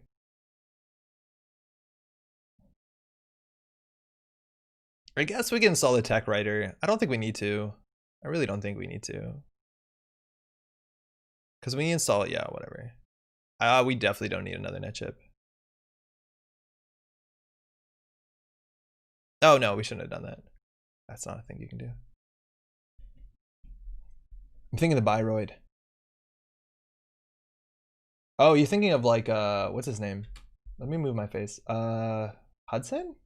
I guess? The Hydro Break goes up by 1 credit a turn. Oof. Watch out. Actually, we're 2 for 4. Does it even matter? Okay, now they're pivoting. Server 8, server 3. Oh, they're forking us. I like that. That's a good play. Unfortunately, we have a lot of clicks. And we have a 2 and 13 of drawing a stim hack. We also haven't drawn our Beth, which would have been amazing. Let's draw for stim hack. Okay, so we're going to stim hack this for sure. No questions asked.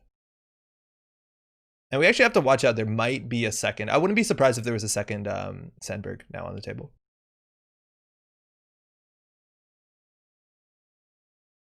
$14. Okay, let's count together. 6, 10, 14. Perfect. And again, you have E3 installed, so you might as well use it. Take that. Navi Mumbai City Grid. Okay, that's the net chip. Okay. Okay. So we don't have a simul chip. So Hydra won't kill us. Let's go server 3. Hoping we can maven everything besides Data Ward. It's a fucking Data Ward. Piss and shit. We don't even have Hunting Grounds. Wow, the bottom 12 cards of our deck are really good. They must pay 3 credits or take a tag. End the run if the runner is tagged. Well, that's going to be a problem. Because we're considered tagged.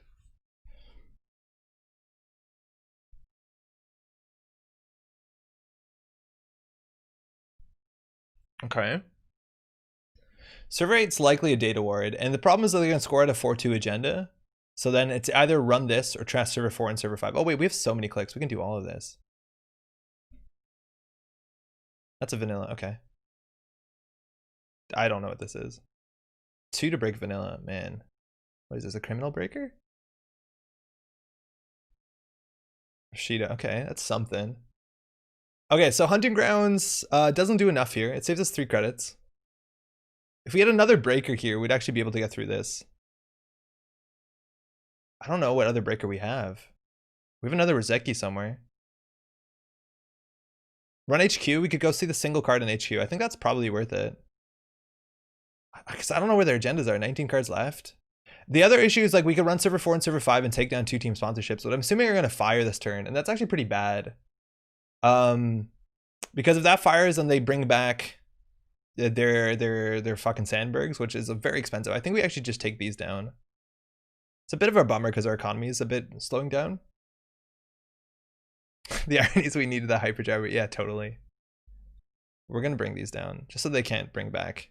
But yeah, now our economy is a bit shite. We want that third Rozeki. Yeah, we can't let them bring back Sandberg. It'd be too big of a issue. If this deck doesn't have tag punishment, I would be shocked. Ah, yeah, me too. Just a Beal? Oh yeah, of course. Oh, that's a bit scary. But we can go HQ for like very cheap. But we want to just focus on finding our Hunting Grounds and a last Rozeki. I think we need to wait to 8 strength just so we don't get smashed by the Data Ward.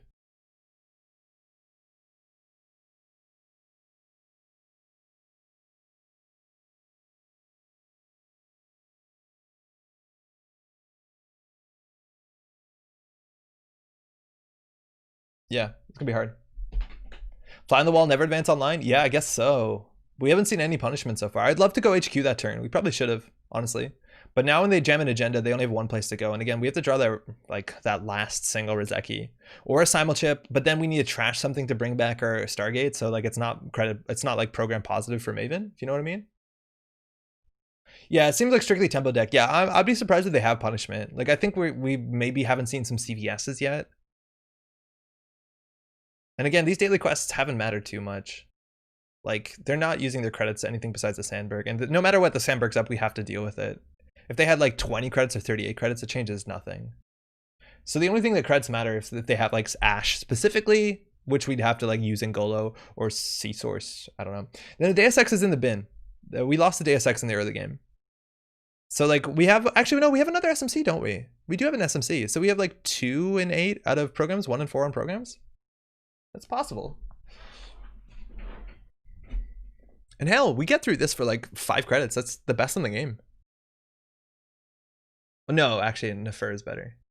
But you need to work on the Nefer for a minute.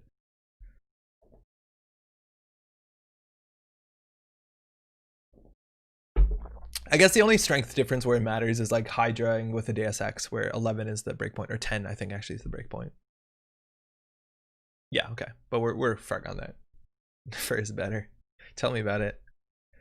Okay, so we need a program. We kind of need a program. Kind of need a program.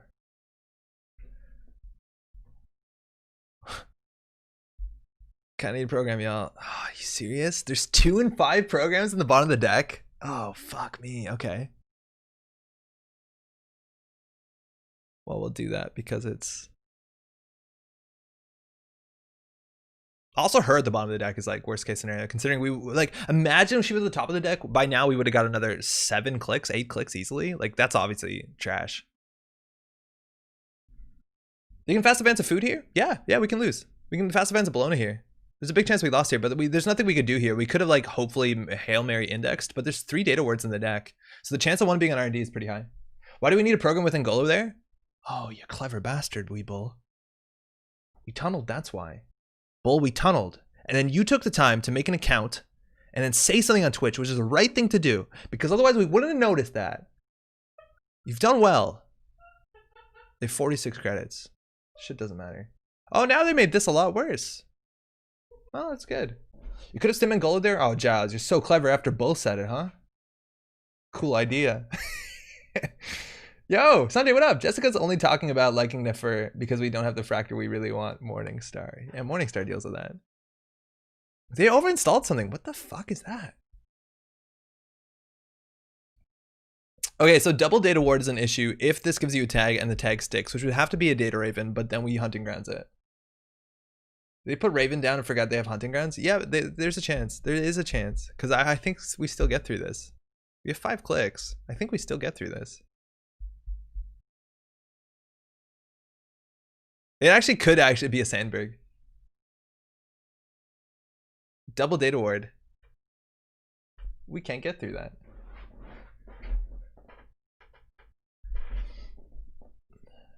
Thinking?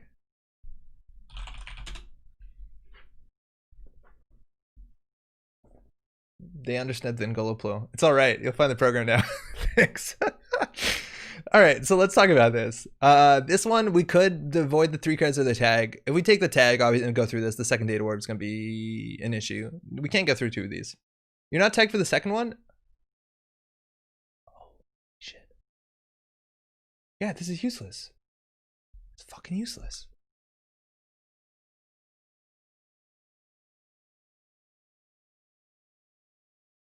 Yeah. Obviously, I saw that immediately.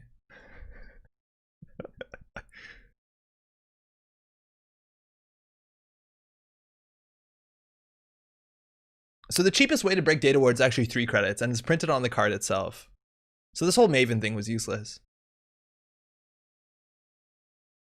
Second ward doesn't do anything. Yo, Blues Brothers, no, it definitely doesn't. Issue is that we didn't gamble before, so we're gonna have to click for some awkward credits. And we're short 1 Bologna credit. We are short Bologna, and we're gonna lose because of that. This is a Bologna here, we're short 1.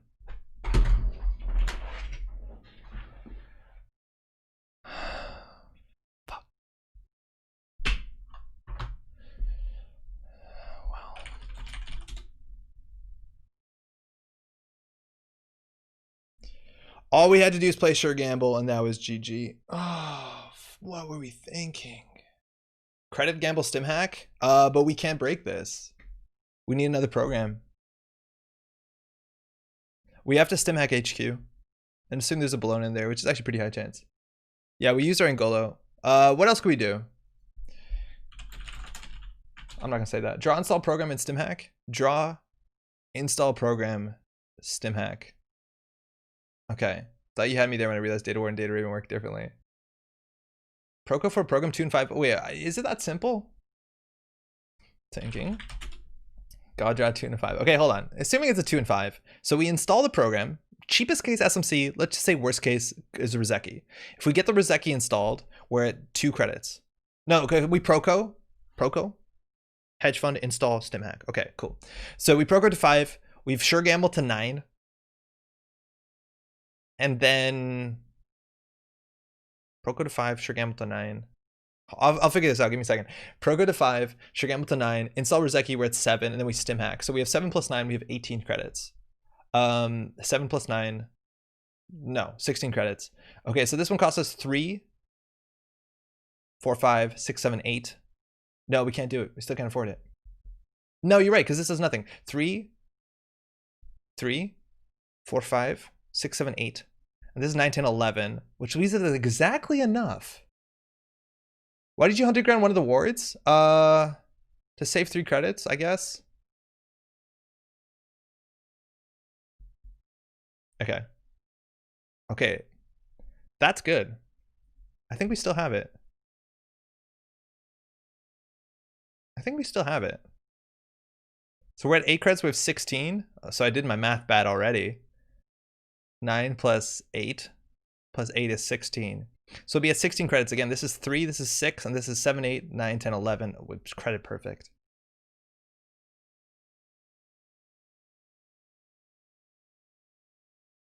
I think this is credit perfect. There's actually 3 programs in 5. Good to know the deck. So we can take the tag. Even at 8. GG. You're fucking right. This deck is so good we can't even fuck it up right. Oh wait, I'm gonna wait till we steal the agenda before I start shit talking. No, it looks good.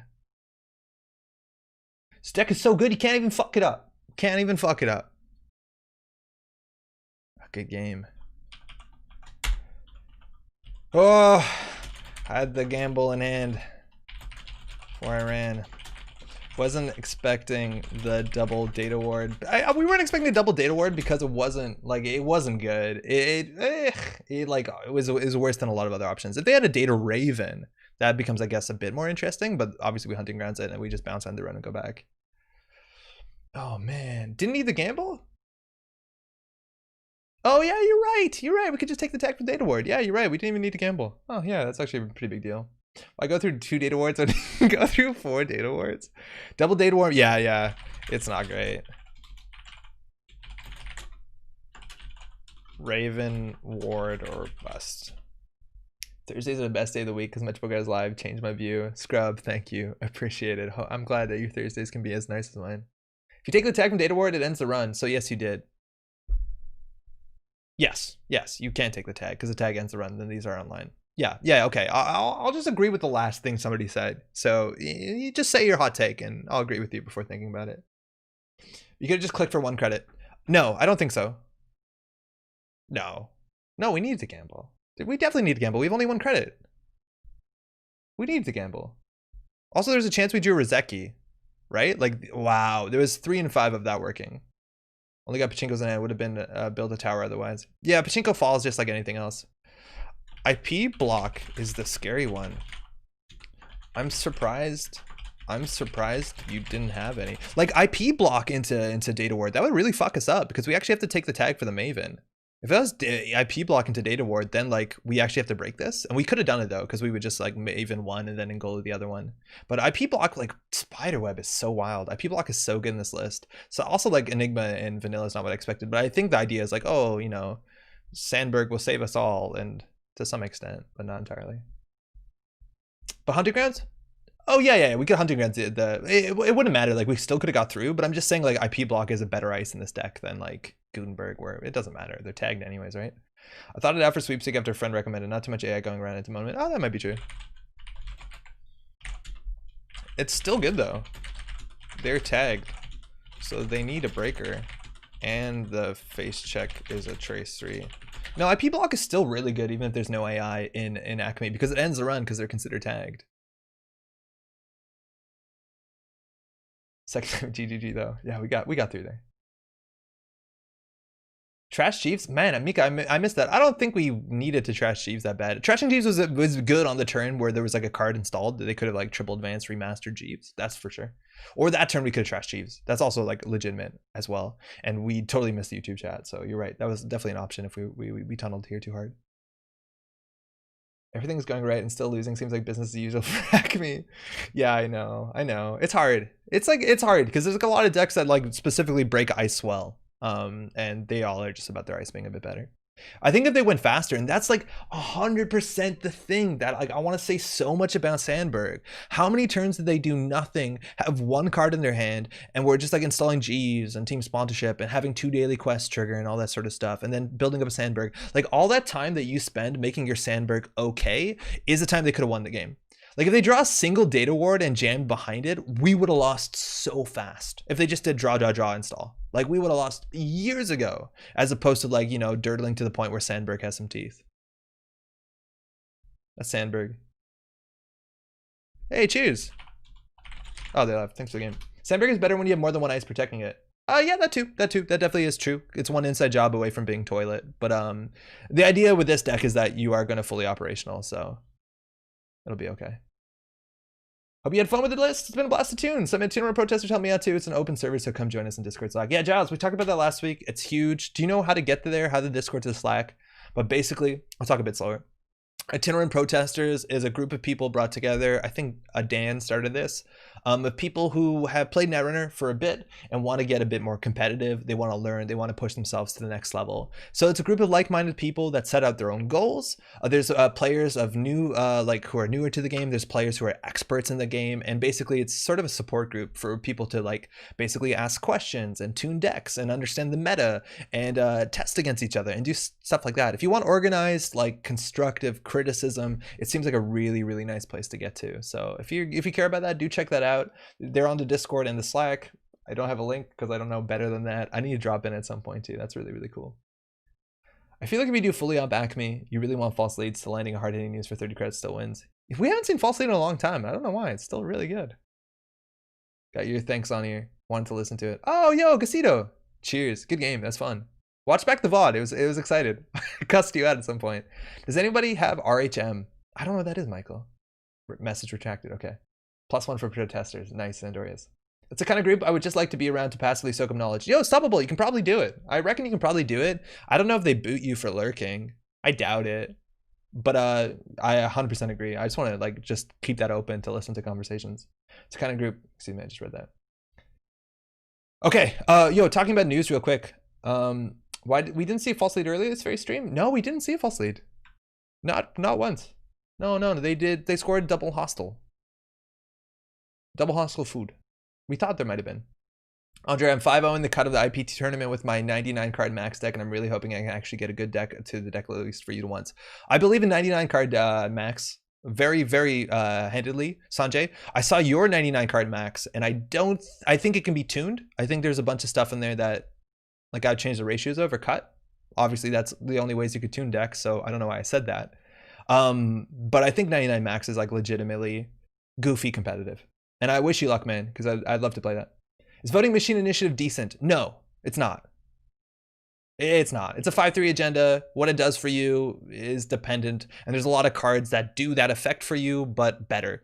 Like MCA Austerity Policy, which is just good and lasts for longer and doesn't require you to score a 5-3. That's pretty low on tempo. No, it's not a competitive card.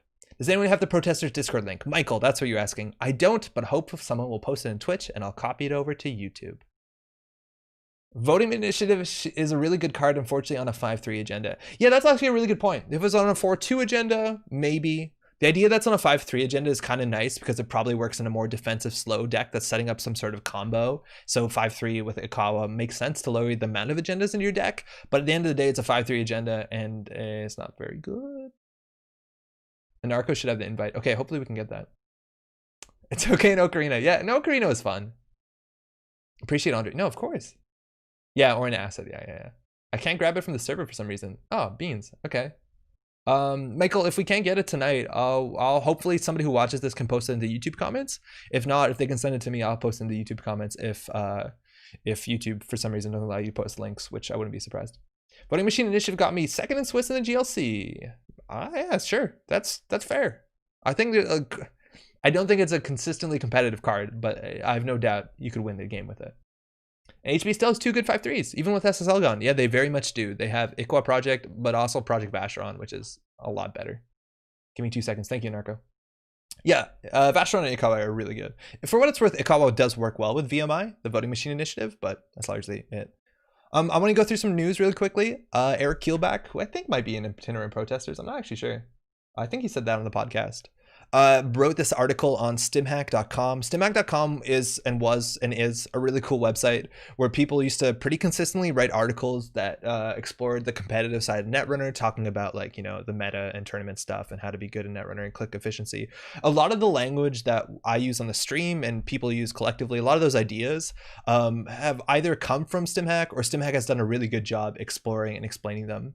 If you're, again, the same sort of crowd who wants to get a bit better in Netrunner and understand the fundamentals of what makes good Netrunner play, it's always a good website. And while some of these articles are incredibly old, a lot of them are still incredibly relevant, especially stuff that talks about Netrunner basics. You can go through the backlog here.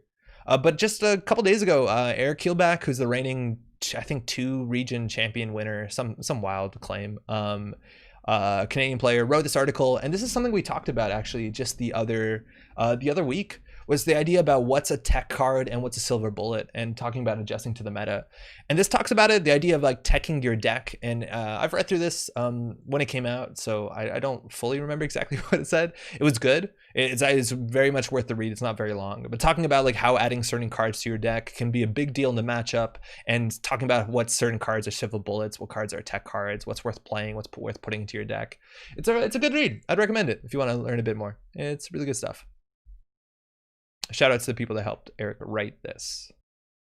Oh, yo, Anarcha, we got the link. Thanks. Huge. Shit. The link is not postable on YouTube. Okay, hold on. We're going to do this garbage again, where I'm going to open Notepad, and I'm going to paste on Notepad, and I'm going to make it really big, and then you can just like physically copy it off the screen like it's 1998. Give me 1 second. I need to display my webcam and hide JNet. Discord.gg/48 lowercase mh number 2 DBR capital TK. Again, that is 48mh2 DBR TK.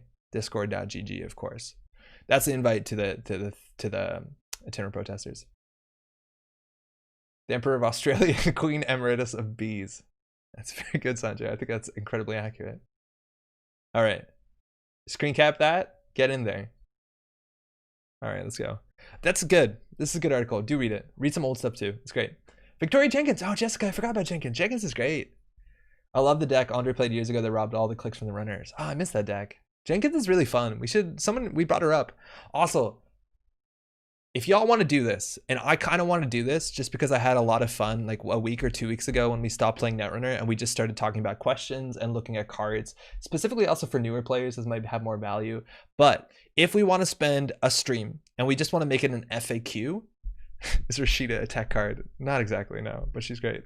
And we want to make it an FAQ where you want to send in questions, and then we can spend a whole stream just like going through questions and like answering them pretty consistently. I love answering questions, whether you want to insert them mid games or between games or during a game, whatever. But if we want to do a video where it's just like FAQ some stuff out, ask whatever the fuck you want, I'd be definitely down to do that. If you have interest in that, let me know in either the YouTube comments or if you're watching this now in chat, and we can like sort out a time and date where we do that. Obviously it'll be a VOD anyways, so if you miss it, it'll be fine. And we'll answer your question if you want to send it in ahead of time. If you want to do that, let me know, because it's fun. We can do it. Why not? Also, news from Nisei. Dreaming of Wayland system update. There's a bit of conversation on r/Netrunner. There's an article about like, yo, is Nisei still doing a thing? And then Nisei responded like, I don't know, on purpose, but a couple hours later. And then there was some meta commentary. But they were just basically showing some of the art from System Gateway coming up. It's 2 cards that we're familiar with. I believe it's Icewall and Punitive Counterstrike.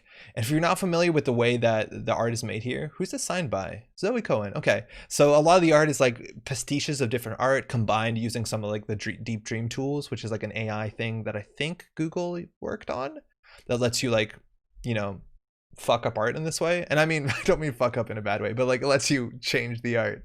And basically explaining their iteration process. I love reading iteration processes, understanding how things come to a thing and process of stuff, because generally you just see the final project and you don't understand like the difficulty or the struggle and the iteration. So it's an article talking about some of the art that you're going to see. Punitive is fun. Yeah, but the reflection on the glasses, I think it's really cool. More on the way. We're going to be hearing more about system update and system gateway and all that sort of stuff relatively soon. Q1, we're still in it. We're like a third through, so we'll be hearing more soon. But if you want a bit of news, you can look at some pretty pictures. There's text too if you want to read it. I'm interested in that. Okay, Zendorius, that's good. Sounds like fun and also useful for a lot of folks. Awesome. Okay, cool. Okay, we can do that at some point. We'll schedule it out. I'm a fan of the punitive. I cannot wait for the set of cards. Yeah, I'm excited. Because what System Gateway, okay, so System Gateway is going to have majority new cards, and by majority I mean like 90%, 95%, whatever the number is. But for System, whatever they call this, like Core Set 2021, there's going to be a lot of old cards, in fact, entirely old cards. But Nisei is going to try and, from my understanding, Nisei's wanted to do this a while ago, is they want to basically have all of those cards with their own art, which is a really big task, so that you can actually print them yourself. Because they can't just say like, here's Punitive Counter-Strike printed on makeplayingcards.com, but they can be like, here's our own version of Punitive Counter-Strike played on makeplayingcards.com. So eventually it's really good for accessibility. The idea is that someone can print a Punitive outside of like Proxy Nexus, which works pretty well. I'm also interested. I'll start compiling my questions. Chris, yo, sick. Welcome. That's awesome. Dope. What's the deck for today? Jogging. We played it. We're going to build one now, though. Also, stoppable dropped in. Dropped in. Popped in. Fuck. Okay. Let's build a deck. It's 10:30, so we're going to build a garbage deck. We're not going to be able to iterate on it, but what else is new? Let's go.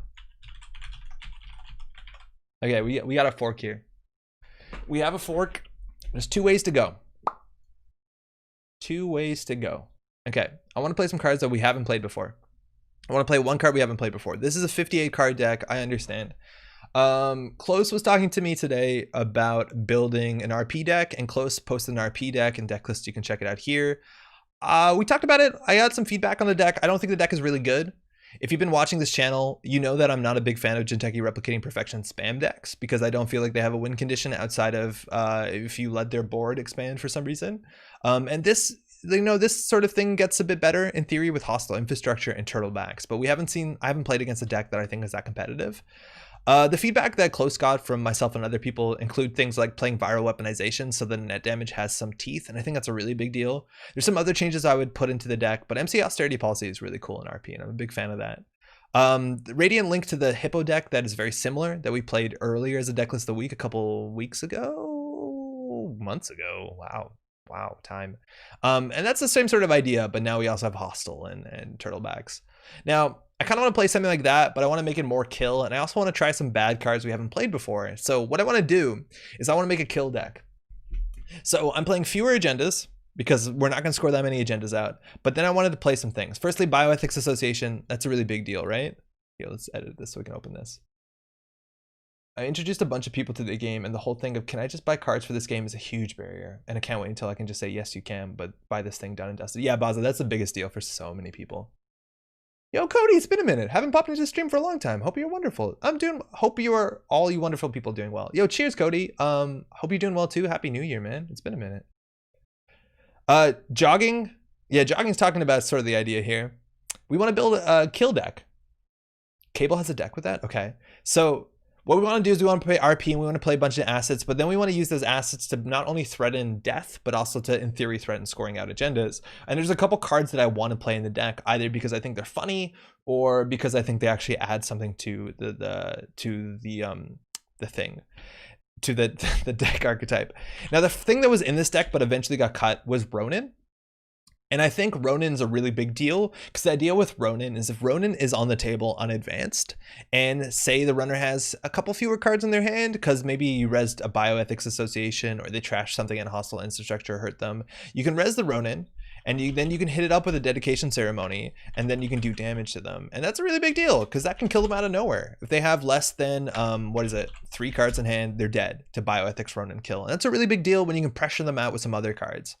For what it's worth, this card I've seen in a couple other lists, and I think it's one of my favorite includes in Jinteki RP, because the weakness to Jinteki RP is run fucking everything they install. And as soon as you hit them with a single Psychic Field, they're in a really bad spot, because then Ronin kill is alive and well, Bioethics kill is alive and well. I don't know if you play Complete Image or Neural, but all that stuff is really well. I think Psychic Field is the great equalizer of, oh, you ran my shit, fuck you. Because the way to win against this deck is to run the shit and have enough money, okay? The other things I want to play Malia Zaloka, because she does really well, and I'm sad of losing to Miss Bones, and she's fun. I don't know what else she goofs with, but she's just so much fun. TF34 knows what's good. Psychic Field, and then we're playing with some bad cards because I think they're fun. Storgotic Resonator.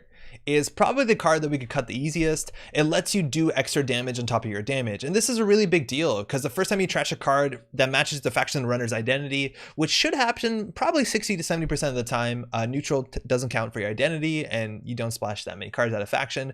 The bioethics basically double in value as long as you have the clicks. And with Jeeves, maybe you have a lot of clicks. I don't know, but like this seems kind of fun because it puts additional assets that probably need to be trashed, but also do have that damage threat. Another card that we also definitely needed to mention is Genetics Pavilion, which again is a really big deal because if someone hits a psychic field, if someone takes some damage, you res the Genetics Pavilion and then they can't draw up. So you can actually build that lock a lot sooner. And this thing is 5 to trash, which is kind of nonsense. Now the other card I want to play is Synth DNA Modification, which is another weird card because you need to protect it usually, but it's cool because it puts a no-win situation, specifically when they're running centrals for RP. It's either take damage from APIs or don't take damage, and this just adds more damage. It forces them to interact, it forces them to take damage, and then that forces your win con, which seems really cool. But of course, I have 58 cards. Now, the other thing I was thinking to doing, which might be a bit more ambitious, is actually to put this into Asa and build an Asa spam deck and only play certain parts of this combo. And which parts? I was surprised to know that actually there's a hell of a lot of APIs and HB that aren't that bad on the basis that most of the biroids that hurt you are AP. And I think that's kind of fun. The idea that you can get these out for like very little influence on the table and it can put them into this weird lock between like, okay, if you break it, you take damage. If you don't, you take brain damage. And that seems kind of fun if you have some other sort of weird kill that comes out of nowhere. I don't know what that kill would be, but it seems kind of fun. It used to classically be brain damage, but we lost the current that was really good. So we'll have to kill someone with like, shit, whatever that biroid that traces you. Samushin's also really fun.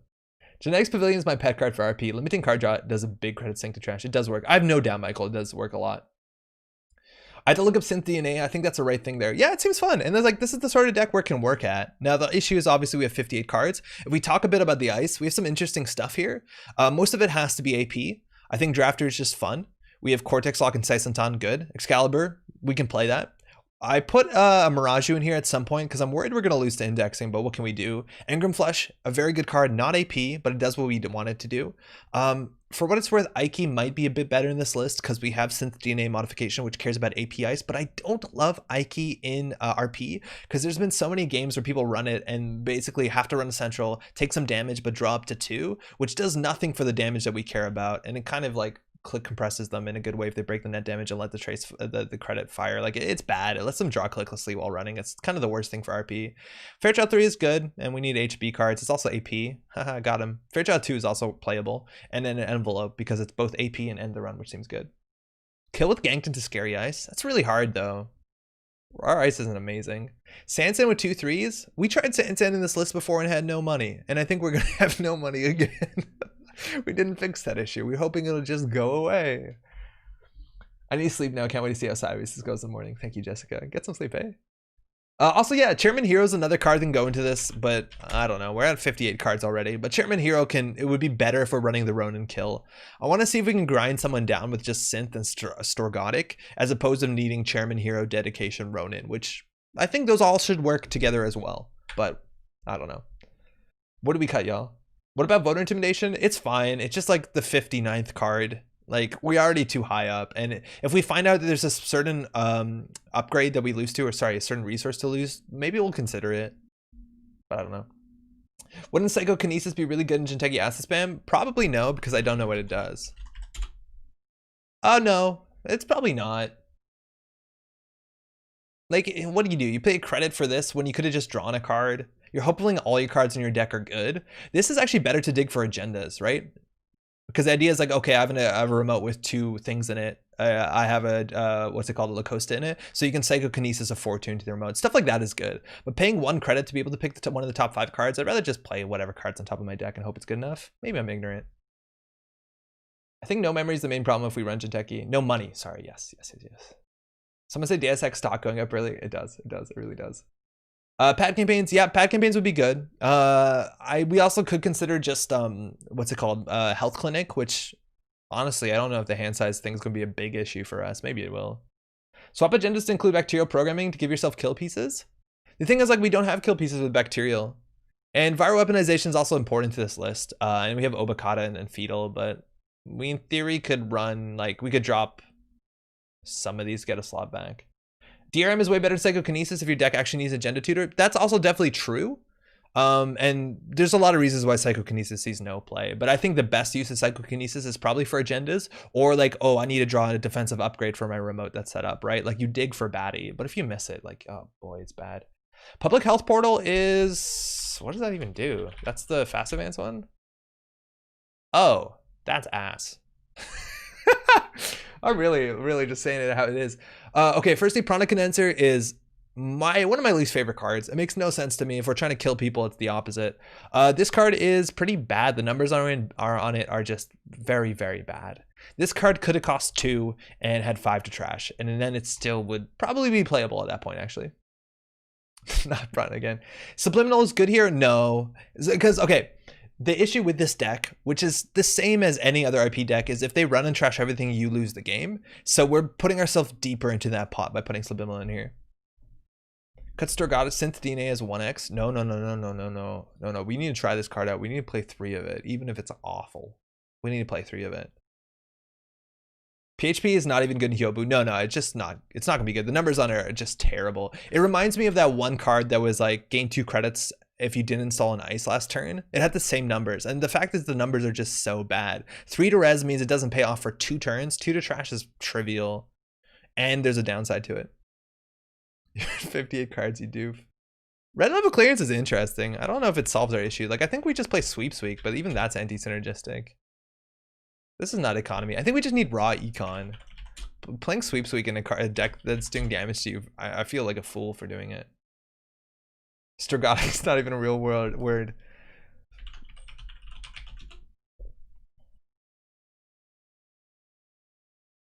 Holy shit. It's not a real word. Not surprised. Cut store like Pat or Maryland? Yeah, we put 2 Maryland because we were going in on the Malia Zolocas. We also could cut the sponsorship. I don't know how often we're going to score agendas. This is probably going to be a dead card for a while. Let's go ahead and cut those to start. And then we have more influence to play like a Fairchild 3 or whatever. But then we don't have money. Do we just put pop-up windows in? Do we just put pop-up windows? We need them on the outside, though. They're not that good. 7 agendas. The thing is, like, viral weaponization is so good that I don't want to go to a 7 agenda suite. Yeah, Maryland 3. Yeah, I'm fine with that. Yeah, more money is the issue. Okay, so we need to cut cards and put more money. So we'll put a single genetics. Fine. We have to make some cuts somewhere. I want to try this card. Pat and Nasix. Yeah, I like Nasix. What's the credit per run NBN asset? Oh, it's bad. I don't know the name of it. But it's like pad campaign level of, what is the name of that card? Click per cost? Yeah, CPC? No, that's not it. Shit if I know. Tiered subscription, is that it? Sounds right. Yeah, it's fine. Ben Musashi, no, Ben Musashi is gonna, like, that defends our agendas, and if anything, we're not gonna be scoring that many agendas. Also, Ben Musashi is just a bad card. If you ask me, I think Ben Musashi is flat out a bad card. If they want to steal an agenda, they take 2 net damage. Cool. Okay, so it has a limited time for it to trigger. They can always refuse to steal the agenda. They can also trash us and run back. So all of those are really big issues why Ben is a problem. When you could just play something like Hokusai Grid, or even better in some cases is Prysac, which fires all the time. It doesn't care about agendas. It fucks with Stargate. It's just, I don't know. Georgia Milioff, she's fun. I just think she's like 57th card, if not even further. Is Synth DNA worth it with this low in ice count? I don't know. For what it's worth, we actually have way more ice than we need. We have 14 ice. That's like a lot for RP. She's not a good RP card. Georgia? No. Well, technically no, because, okay, the thing that Georgia is good against is people bouncing off your servers for some reason, which if you put like an end the run, like a Kakugo on the outside of your remote, yeah, that's going to be a problem. But Georgia fixes that issue. But basically when they hit a Sicentown on centrals, they're going to have to go through it anyways or drafter. Like they're going to break it. They're not going to jack out or let it end the run fire. So Georgia's good with a lot of end the runs in which people are like farming turning wheel counters, or like in theory, if you have like a lot of, somehow you have like a shit ton of end the run counters with like Marcus Batty and Nisei and stuff like that. But even then, she makes stacking ice work. Yeah, but it's not what we're going to be doing. And even then, market accounts for econ. Oh, that's a card.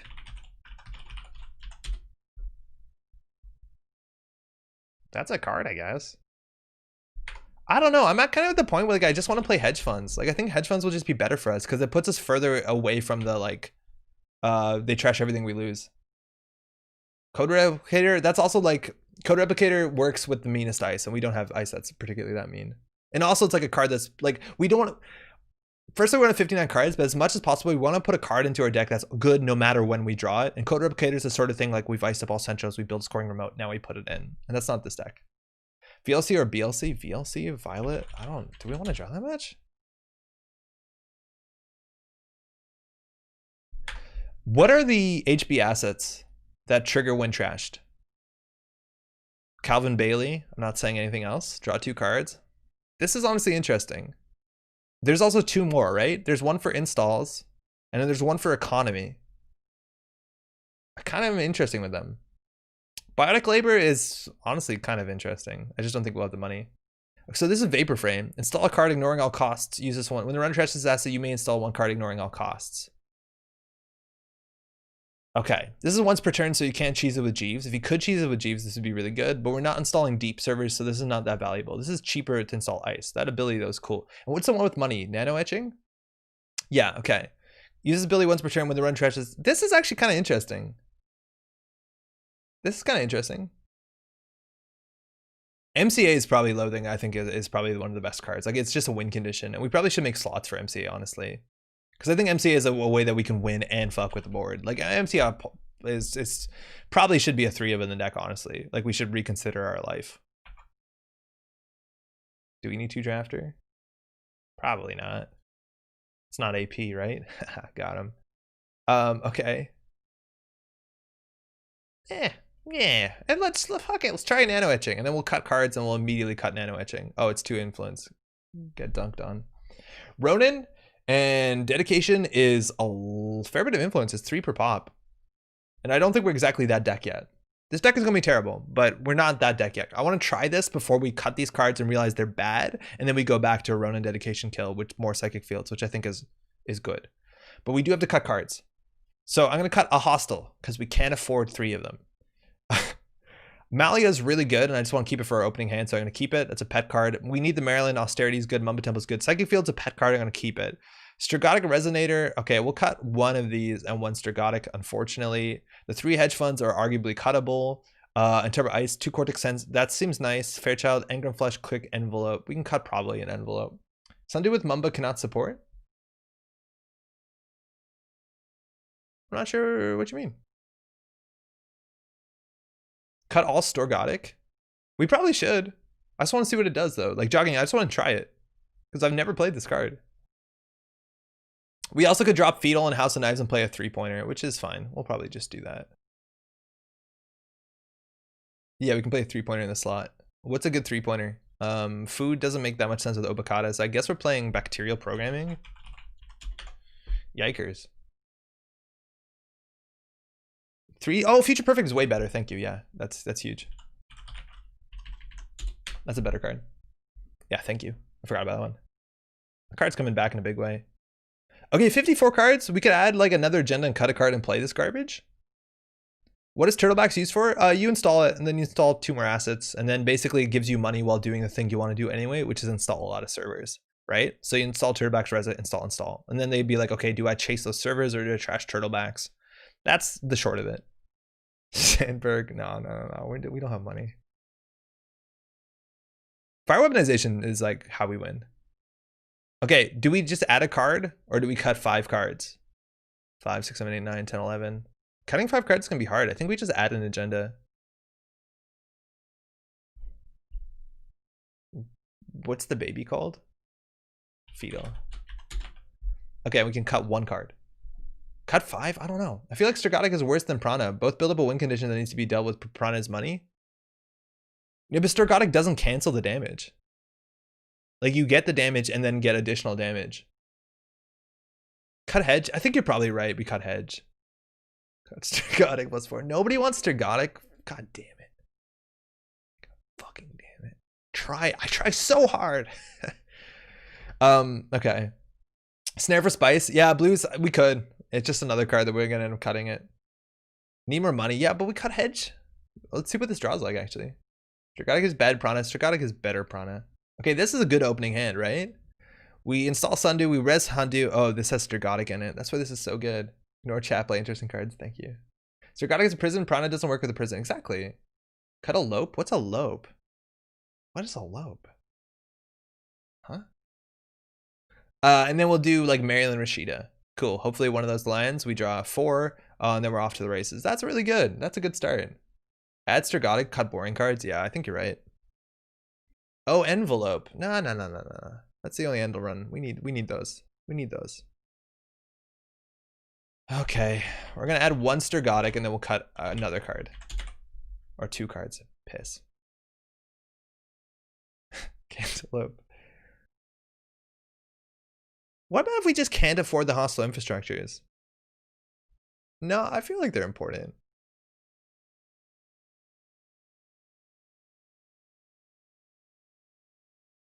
I don't know what to do, y'all.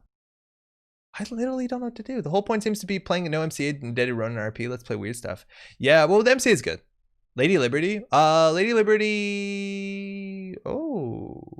No, you don't score it. So Viral won't fire. Philotic won't fire. Lady Liberty's pretty bad. Because it doesn't have the win scored. Because you don't score it. You add it to your score area. So this won't fire. This won't fire. This won't. Obviously, this does nothing.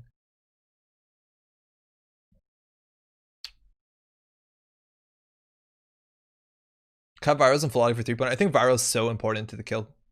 Like Viral into Genetics Pavilion, it seems disgusting. Breaker Bay Grid, we need to cut cards, not add cards. And Breaker Bay only helps with the hostile. And then like we need to draw that and then get this down, and I don't think that's gonna happen. How is it so hard to cut cards? Cut non-AP ice? I'm worried we're not gonna have enough ice. Envelope is AP, Engram Flesh is AP, not AP is Observer, Crick is not AP, Fairchild's AP, Cortex Lock Size and Time. We don't actually have that much AP. Okay, let's see what this draw's like. Okay, this is our opening hand. We keep this. No. That's an opening hand, right? So you play Turtlebacks. Fuck it, we res it. And then we do Jeeves into Psychic Field. Top deck of Bioethics. That's mean. So we want an ice. Damn, we're good. We do Sundew into Envelope. Now, if they're not checking things, so we can build the MC and then go to Viral Hallucination, Strigodic. Yeah, it seems good. Keep Synth and more AP. I think keep Synth and more AP is probably right. Yeah, actually, I like that a lot more. Let's add more Synth and then just change the ice back to AP. Okay, what is the command to search AP ice? Is it T? What's the syntax? Chum is not legal. Is Chum AP? Lean into it, don't bother. I think you're right, Baza. SAP? Guys are hackers out there. You know this stuff so good. Aki, okay, Chitana, no. Chiashi, Chrysalis. Fucking Chrysalis is fine. Am I the one thinking Chrysalis is okay? Cobra is honestly neat. I like Cobra.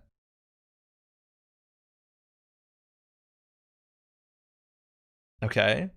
Now, I don't like Ike, but we can see what we can do. Wow, there's a lot of options here, but I don't think our collection is goofed. Yeah, our collection is goofed. Chrysalis is hot tech. Honestly, Chrysalis like does ice and also does the snare problem we have. I don't want to play any of the big stuff because we're not going to be able to afford it. We also have 1 influence, and I don't think there's any. I think like 2 influence for like Victor. Should be interesting. Yagura, honestly, I kind of like Yagura a bit more than Engram Flush. Ike's only good in Polani. Yeah, I'm not a big fan of Ike. It lets them draw, and that's a problem. Special offers AP? Oh, because Trap also shows up. That's why we got so much stuff. Pup is cheap. Yeah, the thing is like Pup doesn't fire, so they don't break the subroutines so that the synth is not going to fire because they don't break it. They just let the subroutine fire. If they break it, they're obviously fucking up. What's the AI one net one? Swordsman. But if we're playing Swordsman, I think you're right. Swordsman and Chrysalis kind of like overlap a bit. Okay, so let's do this. Cut that. Do we cut a crick? Everything is AP besides, oh, I kind of like that a fair bit. I like this. Cut lope, more lope, cut lope, more lope, W. Okay. So 2 crystals, Cobra, Cortex Lock, Saisentan. Okay, Excalibur, Fairytale 3. We have a single crick, whatever. 51. It requires a breaker. Okay, so we're at 51. We need to cut 2 cards. We could probably, I don't want to cut the Stragotic, so we want to cut some ice. So Cobra is actually kind of interesting. We'll cut a Chrysalis, cut a Cortex Lock, I guess.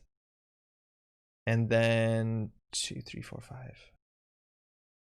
I think we should actually put another. I pop and see if they can let the subs fire win-win. We'll put 1 Ike in, whatever. See how bad this is for us. Just so we have an AP code gate, and then we'll cut one of these. So we'll cut I like the Cobra actually a fair bit. Building tech that wants API seem not included in 1 copy of Anansi. Yeah, I just don't think we're gonna have the money for Anansi. But like Anansi or DNA tracker would be really easy to put into the deck if we had. I just don't know what our economy is gonna look like. But you're right. Like we should put an Anansi or an IP or DNA. Okay, we have to cut 1 card. This deck is coming together, y'all. Use the Stragotic? No, we want to try Stragotic. I'll cut it after we lose terribly with it. But I definitely want to try it. Highlander Ice. We gotta cut a lope, huh? Do we cut a Temple? No. We got 1. Yeah, we got 1 Pip Influence. I don't know what to do with it. Like we could cut a Malia, but Malia is like you need that in your opening hand for that to be good. Okay, this opening hand's good, right? Turtlebacks, install Hostile, install Rashida. Our hand is pretty safe. Draw 3, hopefully. They rip this off the top of the deck, whatever. We do Sundew into Cobra, and then we do Maryland campaign, and we're good. GFI doesn't matter though, because we're on real 3-pointers. So they win in 3 agendas, even if we have GFI in it. Cut 2 Malia for MCA. We have to cut 3. Oh yeah, no, you're probably right. No, you're definitely right. Yeah, that solves it. That's a bummer. That's a bummer though. Malia is really fun. If we get crushed by Miss Bones a bunch, we could drop like maybe we can end up dropping some of the other ones for Miss Bones.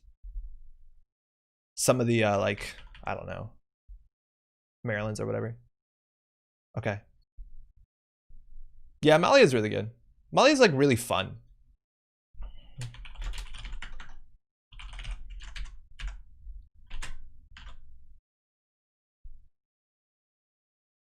It's a great deck, and I'm excited to see it. Yeah, yeah. And then you get to see the process in which people try cards that they think are bad, and then they prove they're bad, and then they cut them, which seems, you know, much more healthy than just saying they're bad in the first place.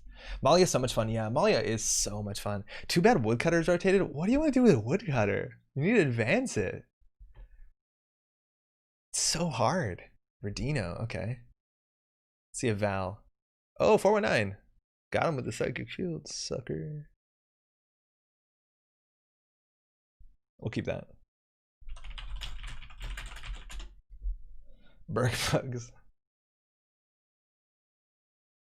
Okay. So. Ooh, we have the synth DNA modification. So we don't want to get a Siphon. That's the bad thing. So I think we want to get down here, like...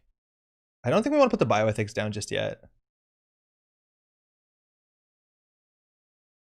I don't think we can protect this. Do we want to not protect something? I think we don't protect the synth DNA modification. They can be like, what the fuck is that? And they can read it. Yeah, we only have 1 Psychic, unfortunately. And I think Psychic is a really good... They chose not to expose it.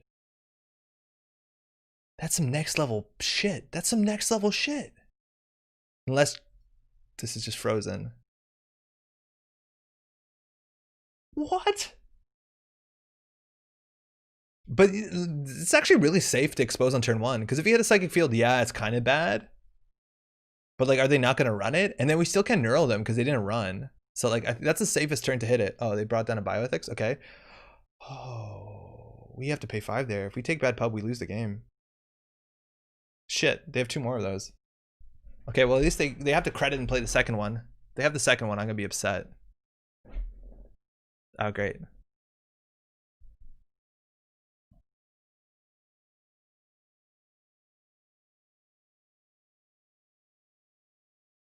Oh, they're going to know what this is. We shouldn't have rezzed that because now we can't hide this thing. Ah, that's a bad misplay. Why are they not exposing things? We don't even have money for Psychic Field. Probably have cards they want in hand.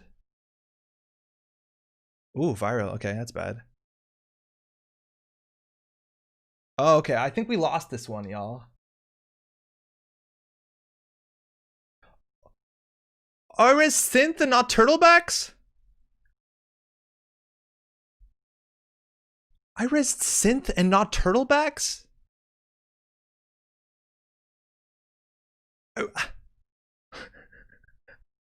I meant to res the turtlebacks because we would have got a credit on the Rashida.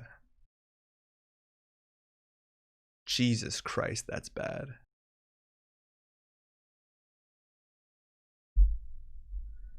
Okay. All right, bruh.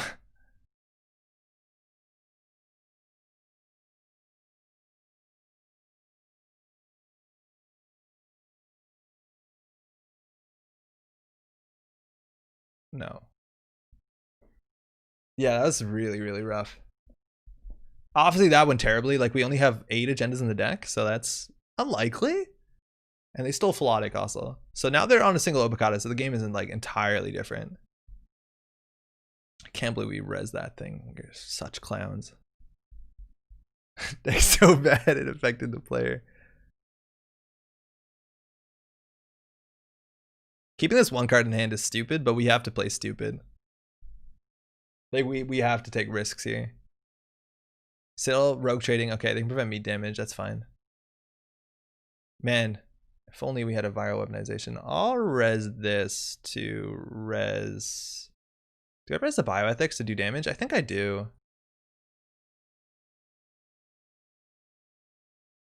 We hit a diversion. Yeah, that was worth, right?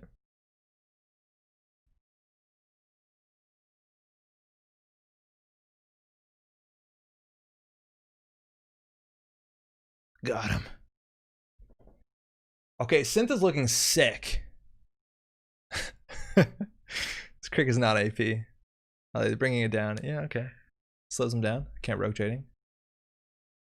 That's good. Honestly, them trashing that, that's fine, I think. Because hopefully we can get a triple install here.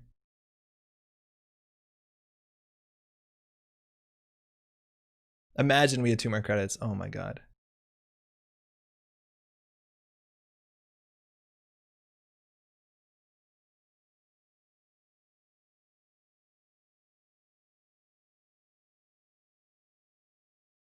Not icing this is a mistake, but this'll do something to them. We also now have 5 credits. So they can't Citadel and do this. Like Citadel and Rogue Trading and MCA is a really good combo. Hopefully we get some ice here. I don't think we need to res this here, because technically if we wait for Mamba, whatever. We probably should put Tour Guide in this deck, y'all. That's a good card, huh? If we hit an ice, we'll ice this up. We didn't. Oh, now we did.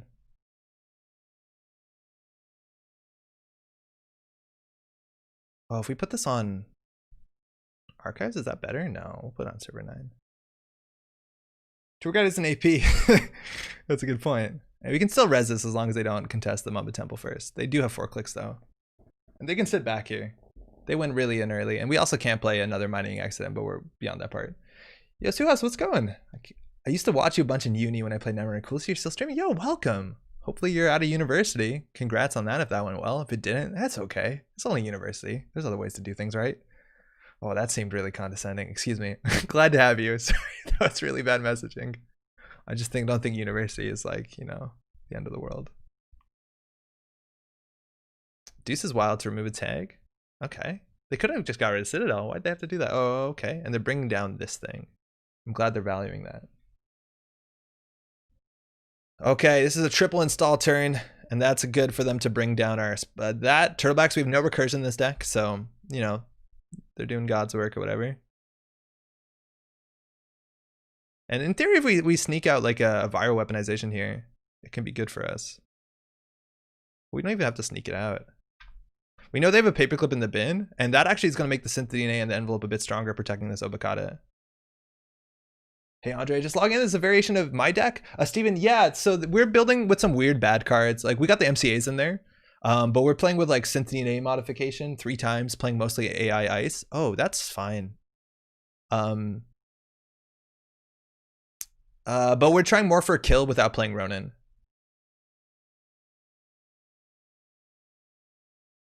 So here they're going to take a damage no matter what they do.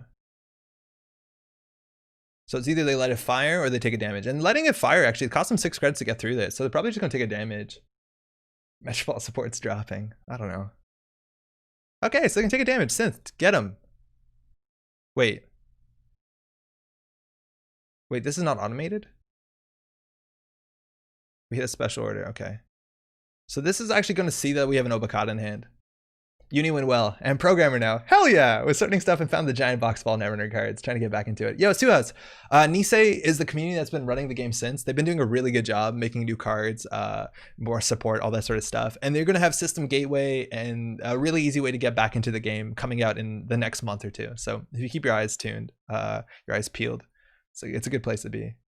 I'm going to res this. They chose Operation. Okay. That never hits in this deck.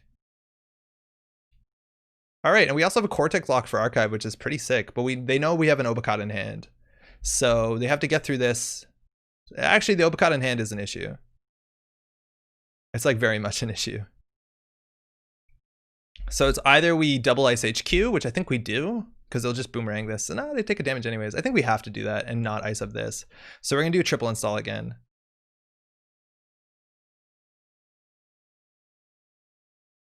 We don't have to prevent expose. They also don't, I don't want to ice archives because I think they're going to go for the Obokata because they know it's there and that's how they win.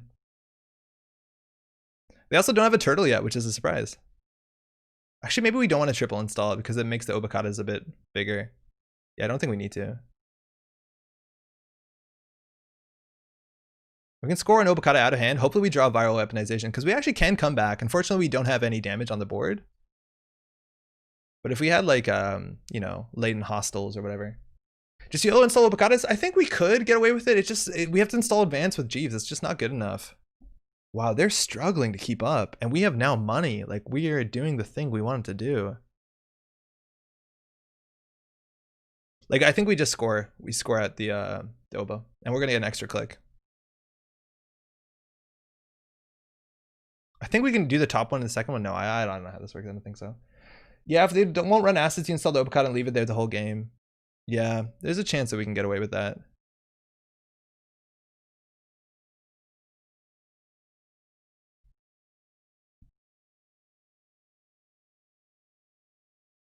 So unfortunately, no team sponsorship. So we can get another card on the table. I can go for the hostile, I think. Getting this is okay. It just doesn't do too much. We'll get this down. We can res that for 1 credit. MC into viral would be amazing. Like if we wipe their hand here, then we can jam the Obokata. Like MC into viral, we score it, jam the Obokata. They have to drop. We wipe their whole hand. It's so good.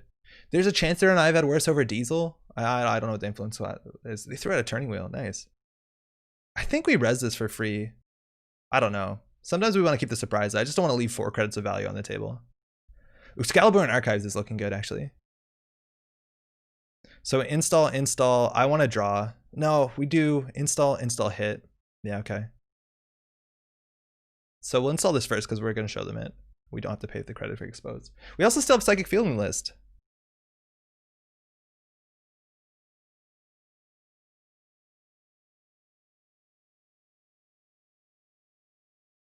Yeah, MC is so good in this list. That AP acid thing is first time per turn? No. First time a sub team ice is broken each turn. Yeah, only 1 turn. You're right. Ooh, that's gonna be okay. We'll res Excalibur. Stops them from interacting with the board, but at least they know what this is now. So, yeah. Basically, Archives is offline unless they get a Amakua. You missed 3x install. I didn't want to do 3x install though, because I don't want the Obokata to be the only agenda in hand, or only card in hand, right? Like that seems pretty bad for us. I think we do triple draw here. We don't need a triple draw. We'll just do double draw. Because I think we can score viral next turn. Cut Jeeves? Jeeves bad? No, Jeeves is really good. Jeeves let us never advance a 4-2 off the table. Jeeves is like very important to this deck. We also could make this deck a political dealings deck. Oh, now they're getting free value though. That's fine. Can we fire this? I think we can score this from hand, right? Oh, no 3x? Okay, hold on. So we hit this, we're on 2 clicks. We pop it, we're on 1 click and we gain 4, so we're at 5 clicks. Install, advance, yeah, we just wipe their hand. I'm gonna put it behind here because I'm worried. Yeah, and this is where we're getting a Strigodic down is good, because then we have a damage threat. Unfortunately, we have no damage threats here, and they know this is not an AP ice. I don't think we have enough. Oh, we do have enough clicks. Yeah, actually, no, we have enough clicks. You're right. This is going to get dicey. So that's going to wipe their whole hand, and now we get Strigodic down. It's a real word, guys. It's a perfectly cromulent word. We won't ice it because we have hostile. I'm trying.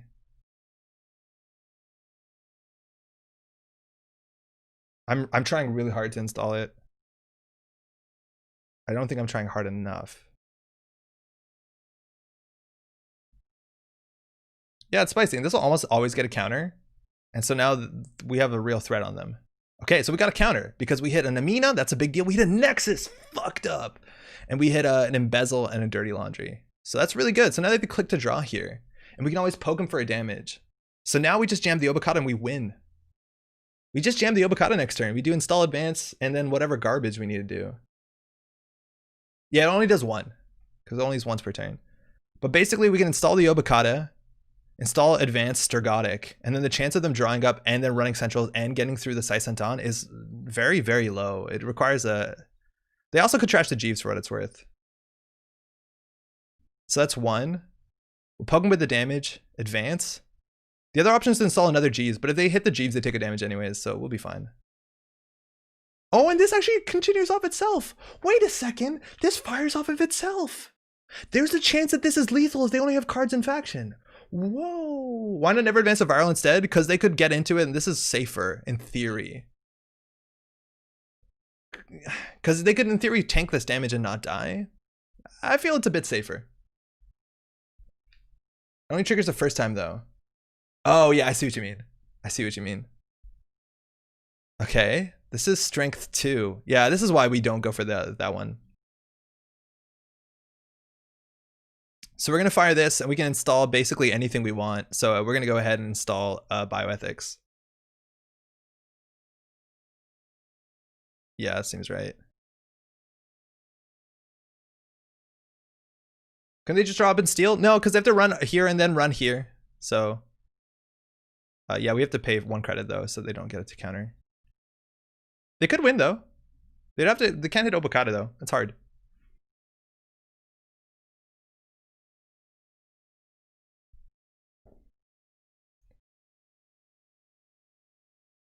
The cards we added to the deck are doing the thing. Red Saisentan.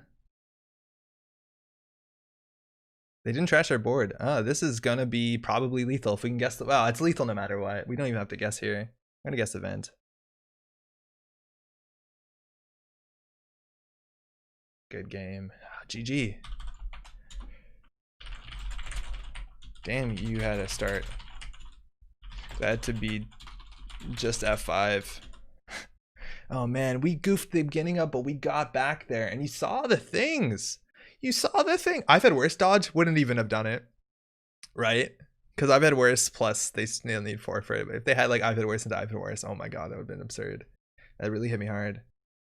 Yeah, the bad pub goes really far. And they had 2 more of those bad pub cards. And if they just stack the bad pub and trash this, but like they're on their econ engine is like really click intensive. Rogue trading is really hard to do and also deal with the board. And that was just enough ice there. Very punishing deck. I got a counter since triggered once. Value. Yeah, this actually was really bad because we drew our only 2 non-AP ice in the whole game. We also pre-resed it like idiots, but otherwise it's good. Like it does defend the way that we think it does defend, which is kind of nice. Strigodic also like was okay. It wasn't necessary, but it was okay. I had fun watching the deck. I had fun playing that. I think we have time for one more. Yeah, we definitely have time for one more.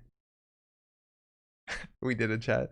Bad pub would have been great since when the bones couldn't spare the clicks to draw for. Oh yeah, I just cut Malia out of the deck. I don't know how much bones there is, but if she hits the table, I think it's GG for RP. Yeah, I think we'll run this back and see it again and hopefully play it a bit better. But yeah, there's a big reason why we'd consider cutting the non-APIs, but we do 2 of the non-APIs, which seems like a bit low. Like all the rest of the ice in here is AP, right? We had, yeah, Envelope, Cobra. Both of those would have been really good if they checked into. Ike, which would have been fine, and a Chrysalis, which is low strength. It's actually not that much ice in the deck. Madame Bones. Mademoiselle Bones. That's fair. I would imagine she's one of the most criminalists. Oh, I think. Circa Worlds 2 or 3. I don't know how much that has changed. Acid, all JNet casual, right?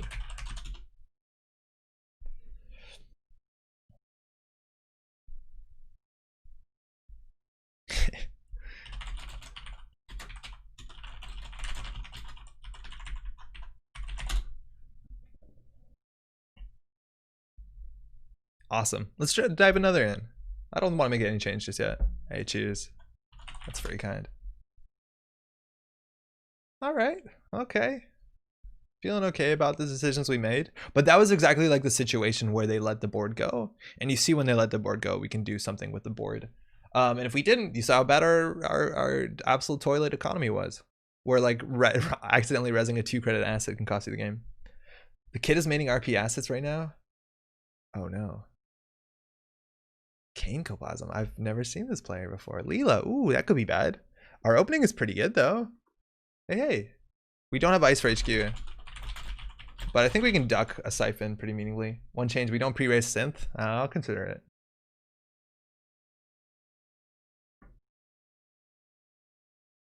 I'll consider it, we'll see. All right. Actually, wait, this is like a hand that's worth mulliganing. Because like opening this and then jamming bioethics into Sundew is pretty shit. I think that's actually pretty bad. Thinking. Right, so we have a couple plays. We can do click and put Fairchild 3 on HQ so we don't get blown out. Fairchild 3 is like pretty good with MC austerity policy, but it's gonna be a while. I think we have to wait for better assets in our hand. And we need to protect the MC austerity policy, and our ice count's not that big. I think we just do click, put this on HQ, and then we're blown out by single axis R&D.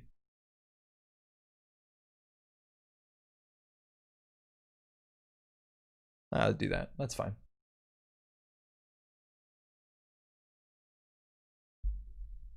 Turtle. Oh, that's really bad for us. Most of our ice is pretty low strength. Trash Rashida. Okay. So if they take down the turtle back, it's going to be a lot of the money. Going back in, I guess no turtle counters if they trash. A lot of trashables though, so the turtle counters are come at a pretty real cost. Some of our ice is low strength. I think we have a lot of 1 or 2. Okay, turtle at 1. And they know that we drew a genetics pavilion. Fascinating. So we definitely pre-res that. Do we put the pressure on? I think we do, and I think we just throw out this at Sundew to force him to do something.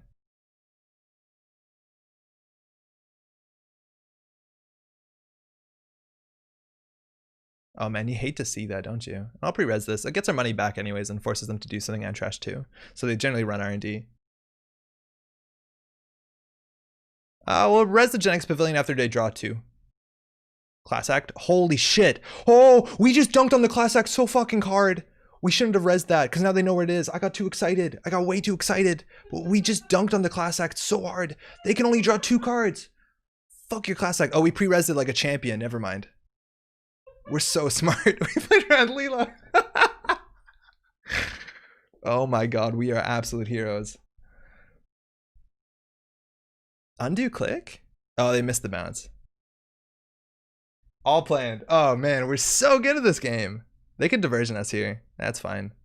We'll res a bioethics. You can take our 5 credits. Oh, they don't die because they draw just 2. Whatever. Yeah, man, genetics, that's so good. That's amazing. Draw 2.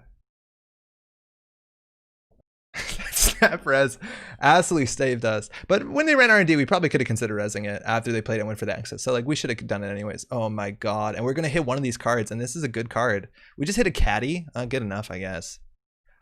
We can click 3, I guess. They have to deal with this. The Opecat is pretty safe. I think we have to just click 3. And we're gonna get wait, no, because we're gonna get 2 from this. Oh man, Cobra. I forgot how bad Cobra is in this.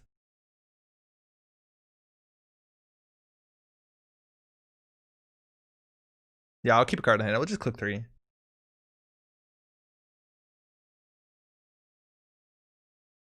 No, click 3 is bad because of Siphon. Can put some ice on HQ. No, we'll just click 3. Yeah, they can't steal Oboe without him, yeah. Talisman Agenda to give him false hope. No, the bounce is pretty bad. Fairchild 3. It's a good surprise. We got 2 credits. They can diversion us if they have the exact diversion, but they need to bring down the bioethics. Top deck hostile would have been pretty nice. I've never seen that interaction. I didn't even consider that. That's so good. Yeah, there you go. Yeah, this is way too low strength. The Cortex Lock would have been so much better than this thing.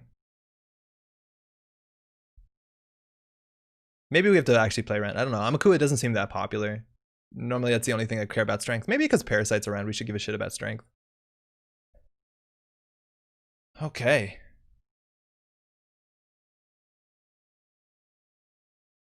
And we also don't have CVSs, so we're actually gonna have to like manually purge. I'm trying to let them in, I can't. They also didn't draw this turn, which in theory you want to draw every turn, not only because of Gen X Pavilion, but because of Class Act. Aki. Sorry? Okay, they can't steal it, obviously. They know it's in there. Oh, that's good. What was that ice? Which one? You just picked up? Oh, yeah. A key. So it's 3 strength. So we'd have to purge. Yeah, they wanted A key. I should have realized that sooner. Okay, so I think we put something behind the MCA, but we need to like put the, I think we need to put the Fairchild 3 on it. Just print in chat. Yeah, then it'd show me though.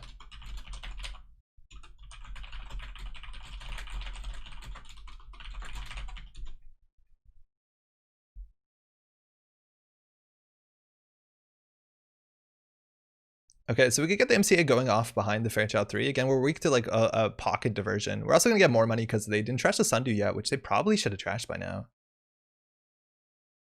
Yeah, I'm gonna just hope that like we don't get blown out in R&D. The Obacadas are safe, the TFP is relatively safe. Give or take.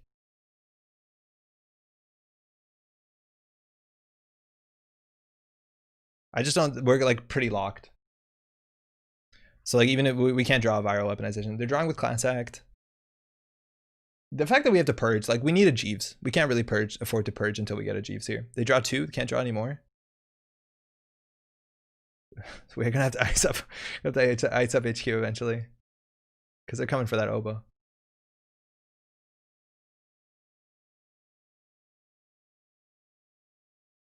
Can't steal Oboe. Jane, that's slowing us down.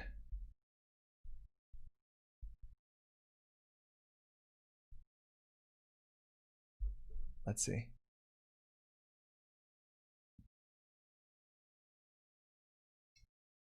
Johnny just posted a photo from Code Marvelous's. What is this? I'm just gonna open this. Hopefully Code didn't. So I forgot Bernie was a magnum opus. Yeah. Did they trash something? No, unseen card. Okay. We got a temple. Temple's good money. It's technically like 2 credits when we install it. So I think we need to ice up both centrals. We'll draw once. Oh fuck, that did sneak through. That's actually a really good draw. But they're gonna draw here and go HQ, so at least we can put something on HQ, but then it makes it more likely for them to hit an agenda. Like this ice is not that taxing for them. So I don't know what we do here. I think we just hold on. We just click for credit. Feels lame. But I think it's what we have to do here. Because now they're going to slam for the Obakata because they're going to draw to 4 for better or worse. But the thing is, if we put an ice here, they get through all the ice with Amakua and that lowers the cards in hand. Yeah, leg work. Oh, fuck. We're going to lose here.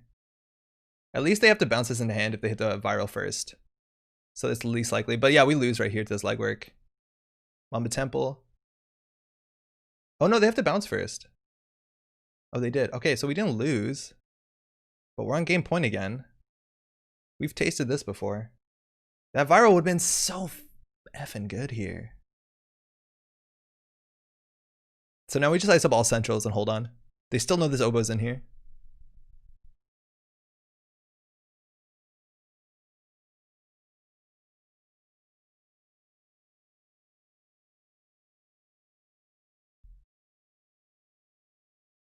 Okay. Yeah, that's a bummer. If they didn't have legwork and they went in for a single, we got the viral out. It's such a different game because then the oboe is safe, and obviously we score the viral out with austerity. Oh, the cat's meowing for dinner. You know it's getting late. Okay, they're gonna bring down the austerity right now, which is definitely the right play. But this gives us a, I don't think a turn. Use MCA to purge. Oh, that actually would be fascinating. I'd rather them trash it though. They don't have economy yet. The Sundu's been so good. If they had one more credit, they definitely trashed that. Oh, Crick on Archives is so good. So I'm gonna draw once, install probably. Oh, that's something.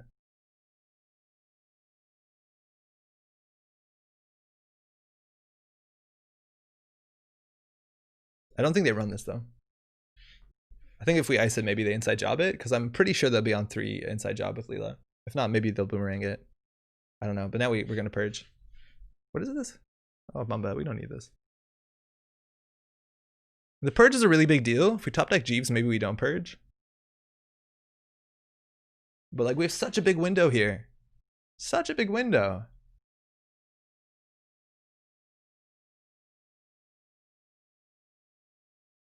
Just trying to see how many of the cards are in faction that we can see right now. To value the Stergotic.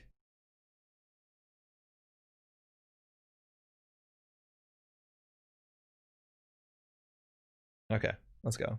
Inside job is still a real threat.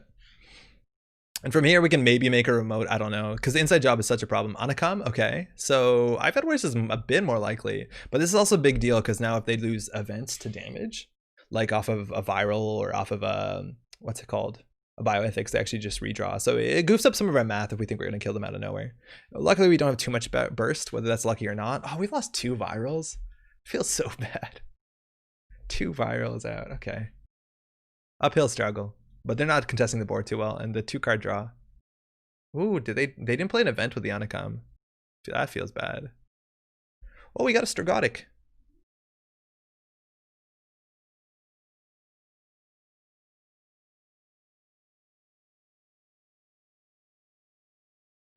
Having more than 17 credits doesn't do much for us.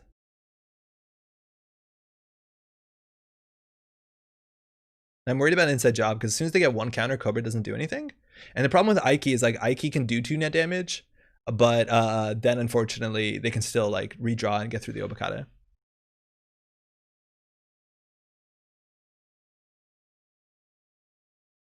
I don't think we need the money, so I don't think we need a res turtle max. I think we can just play it.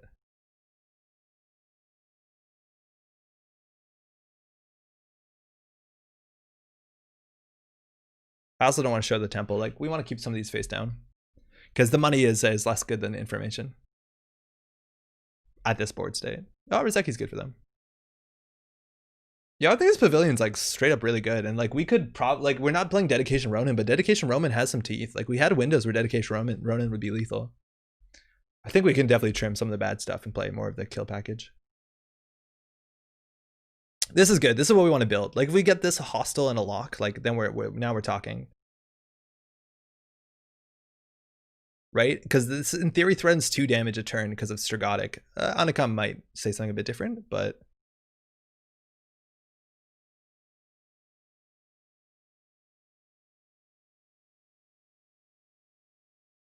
I'm just worried about not double icing centrals, whether they're going to cheese us with an inside job, but we can't double ice all centrals. These are all pretty high strength, right? There you go. There's the inside job. So we could lose right here. There's a chance that we want to res this thing just so that they can't bounce it. But I guess if they steal an agenda, we usually lose. Ike, okay. So they're 1 strength. They can now start running stuff here. Just when we put the bioethics down. That's a bummer.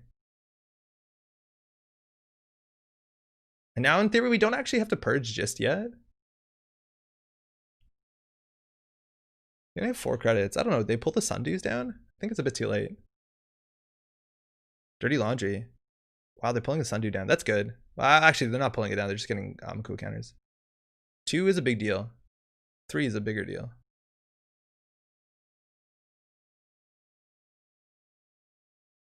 And again, this is where Psychic Field's such a big deal. If we have Psychic Field on the table and they hit it, like Psychic Field bioethics can be a real big deal. They're checking. This is why we don't res this shit. Like this could have been good, but like wasted a whole click. I guess they did get Amaku counter, but you see what I mean. Like, we don't need a value from this. You might as well keep it face down. Oh, cool. The Stragotic. I don't know if they trash that. At least the Bioethics is going to go off. I hope they don't trash this. I see this. What is this? I don't need to trash this.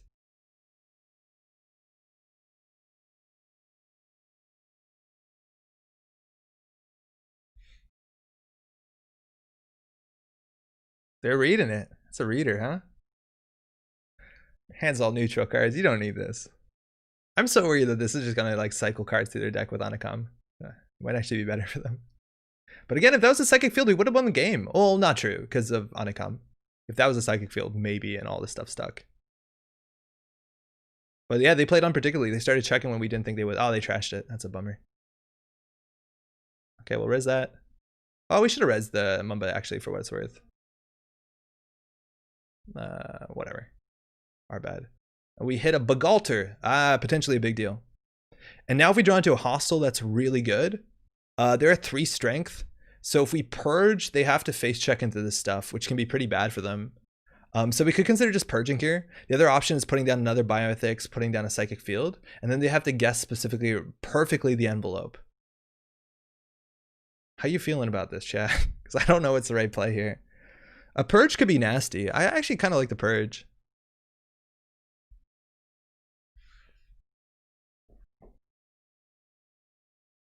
Yeah, Thanos, Kinchin both say the purge. Yeah, purge is good here. Makes it really awkward for them, especially because they lost a Bagalter. Because I think that's their good play is install Bagalter run. And now this is going to ping them once a turn, and they have to brave one of these. And, you know, some of these are worse than others. Class act drawing, okay. If they can't get counters, like a second Bioethics sticking, like that's a problem. Bravado. Oh, nice, Crick.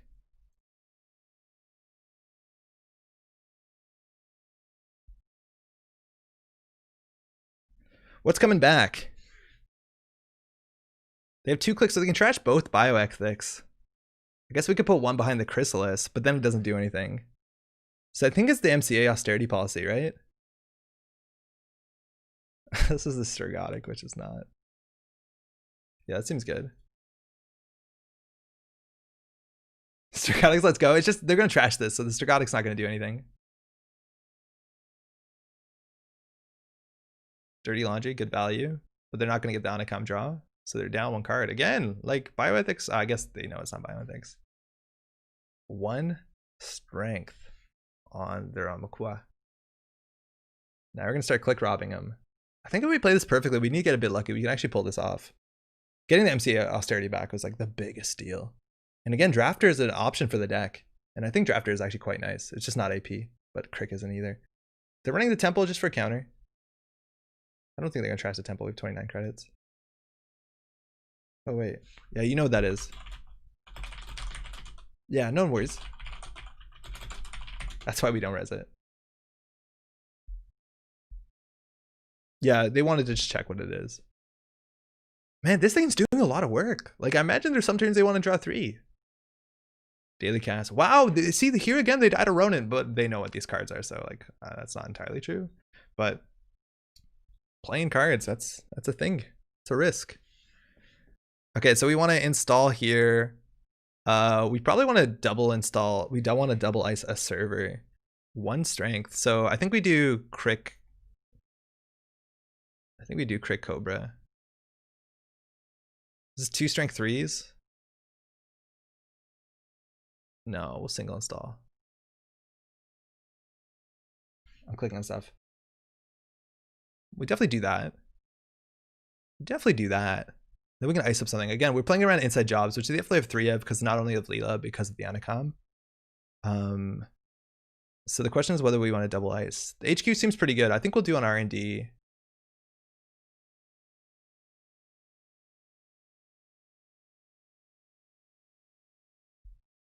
Time to put the Psychic Field? Yeah, soon. I don't think they're going to run this turn because they only have 3 clicks and they only have 1 strength. Oh, Anakam's going to change that. Or Mina, sorry, is going to change that. It's still kind of expensive, right? Oh, it's 4 for that. That's not cheap. Us losing 1 is not as important at this point. I'm going to ping them. Even though we probably could set that up for a thing, this puts pressure on them. Now they draw, wow, a filtered card with Class Act. That's actually pretty good. It's like it would have been nice to put down with Bio. Yeah, at the same time, it's pretty good. Now the question is like, this is the last Bio. So unfortunately, we don't have 3 Hostiles in the list. We only have 2. And the Hostiles would be such a big deal. I'm thinking we need more Hostiles because we only have 2. So we can't really ice that up. They're going to probably run, I don't know, whatever they run, they can get through besides the envelope. If they trash that for 4, they have to trash this. So I think now we go sideways a bit. I don't think we can stall advance that. So we force that.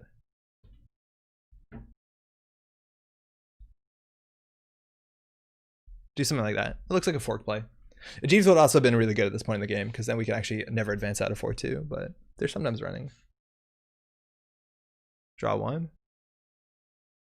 Ooh, they're not running it. They're going to take another damage.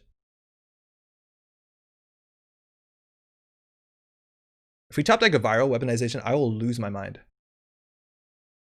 Maverick prevents 1 card from being drawn. Oh, whoa, that actually takes a click. Yeah, undo that. The econ will be there to support hostile sooner or later. Yeah, I will. And this is the second game where they let us do that. Apparently they actually waste a click drawing that. Cool. Get them. So that's clear clear evidence that they wanted the Genetics Pavilion or draw 3 times and Genetics Pavilion goofed them up. But man, if we score a viral weaponization from hand, yeah, they do get a bounce actually. So maybe a double icing HQ is the right play. I'm forgetting we're playing against Leela. Oh, cast. Okay.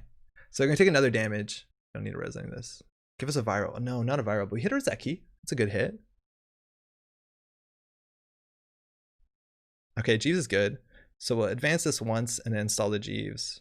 We actually probably should just ice up HQ. No, the Jeeves is really good because it lets us repair from Leela anyway. So it's just as good, I think. Double MCA, it's unique. You can't. But you can get on the table to prepare it for the next turn. I just think we need to repair Leela. Well, Leela's just tanking damage here. They know there's only 1 bioethics, so they're not that scared, but like a Ronin kill combo. I don't know what they're drawing into. They're probably just keeping cards in hand because they know the Obakata is here. I guess we'll score the Obakata. Maybe we wait for the viral. I don't know.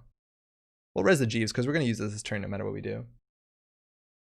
The Jeeves is good for Purge. Yeah, Jeeves is really good for Purge. We hit a diversion? Dude, I can't. Oh, sorry about that. Thank you. I think you had it though.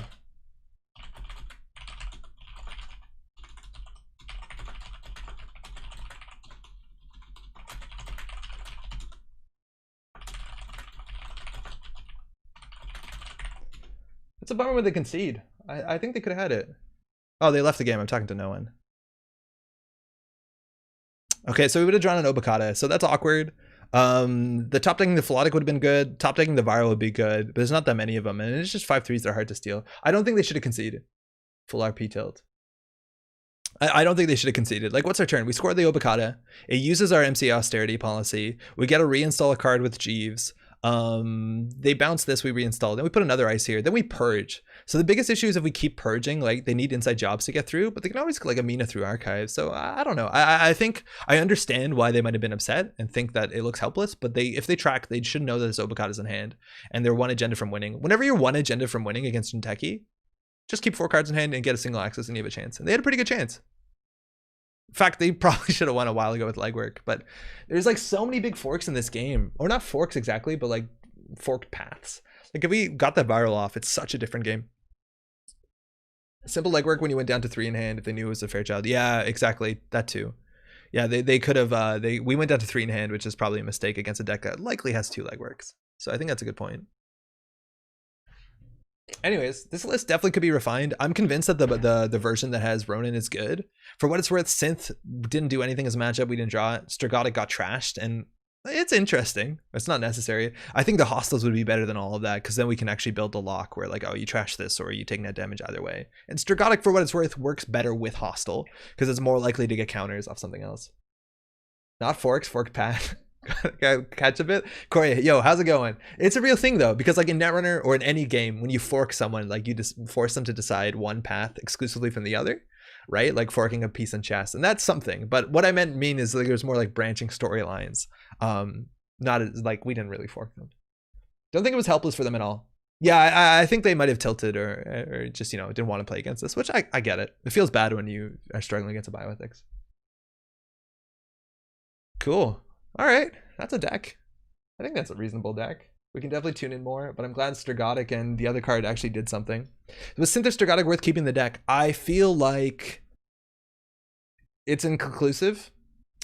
I feel like if we drew Synth that game, we would have set the lockup quicker, right? Because they can't interact with our ice. For what it's worth, like maybe we do cut and only play AP ice. And I don't think it's the worst. Like Crick is good, but maybe we could only play AP ice and then we could actually play 3 synth. Like playing 3 synth with only AP ice, I think seems legitimate in RP because it locks you either way.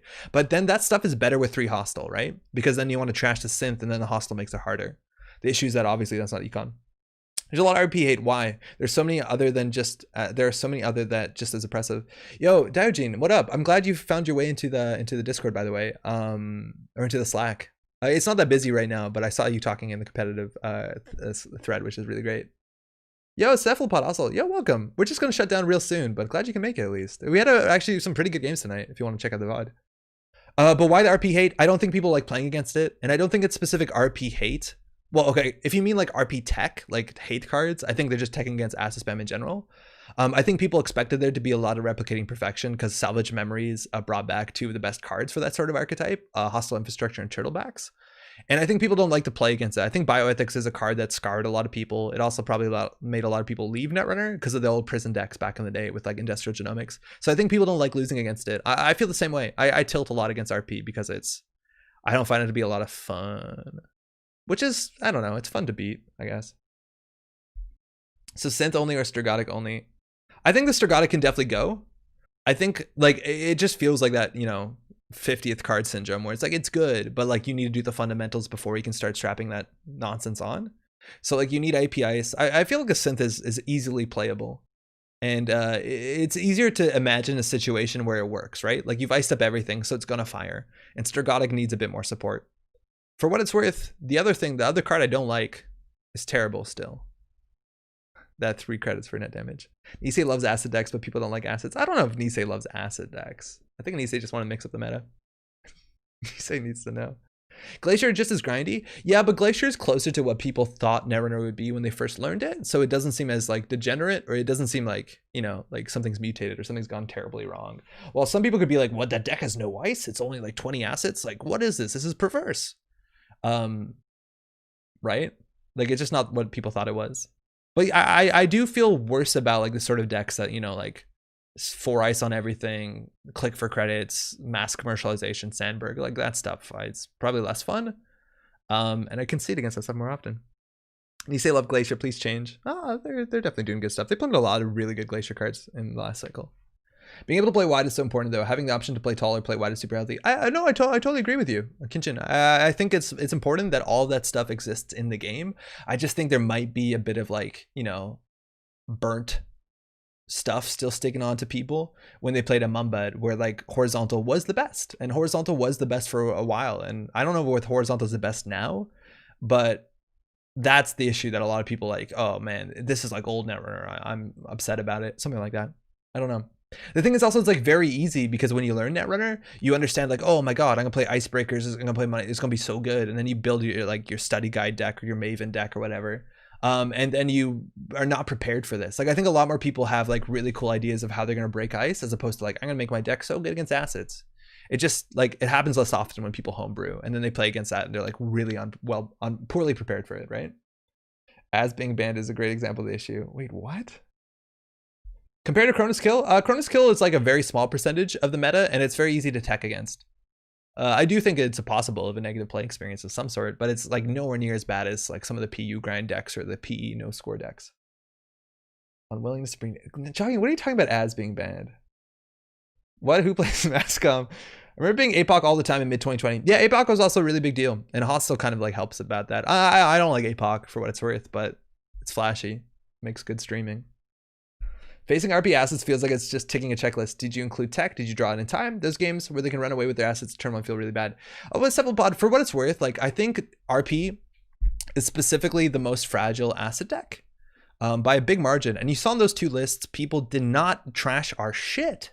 and it cost both of them the game. They didn't trash our shit. Some of them couldn't afford it, maybe, but I don't think you need tech for RP. I think you need zero tech for RP. If your deck has good economy, if your deck has clickless card draw, even better. But if you just have good enough economy, that's fine. Force them to res their ice early, take some net damage, trash all their shit. If you can trash your Sundews, their Marylands, they literally don't have credits and they're clicking for credits. I think that's a really big deal. And as opposed to some of the other decks, like old Gagarin decks or CTM decks, where you could run into a trap and lose the game even if you're winning.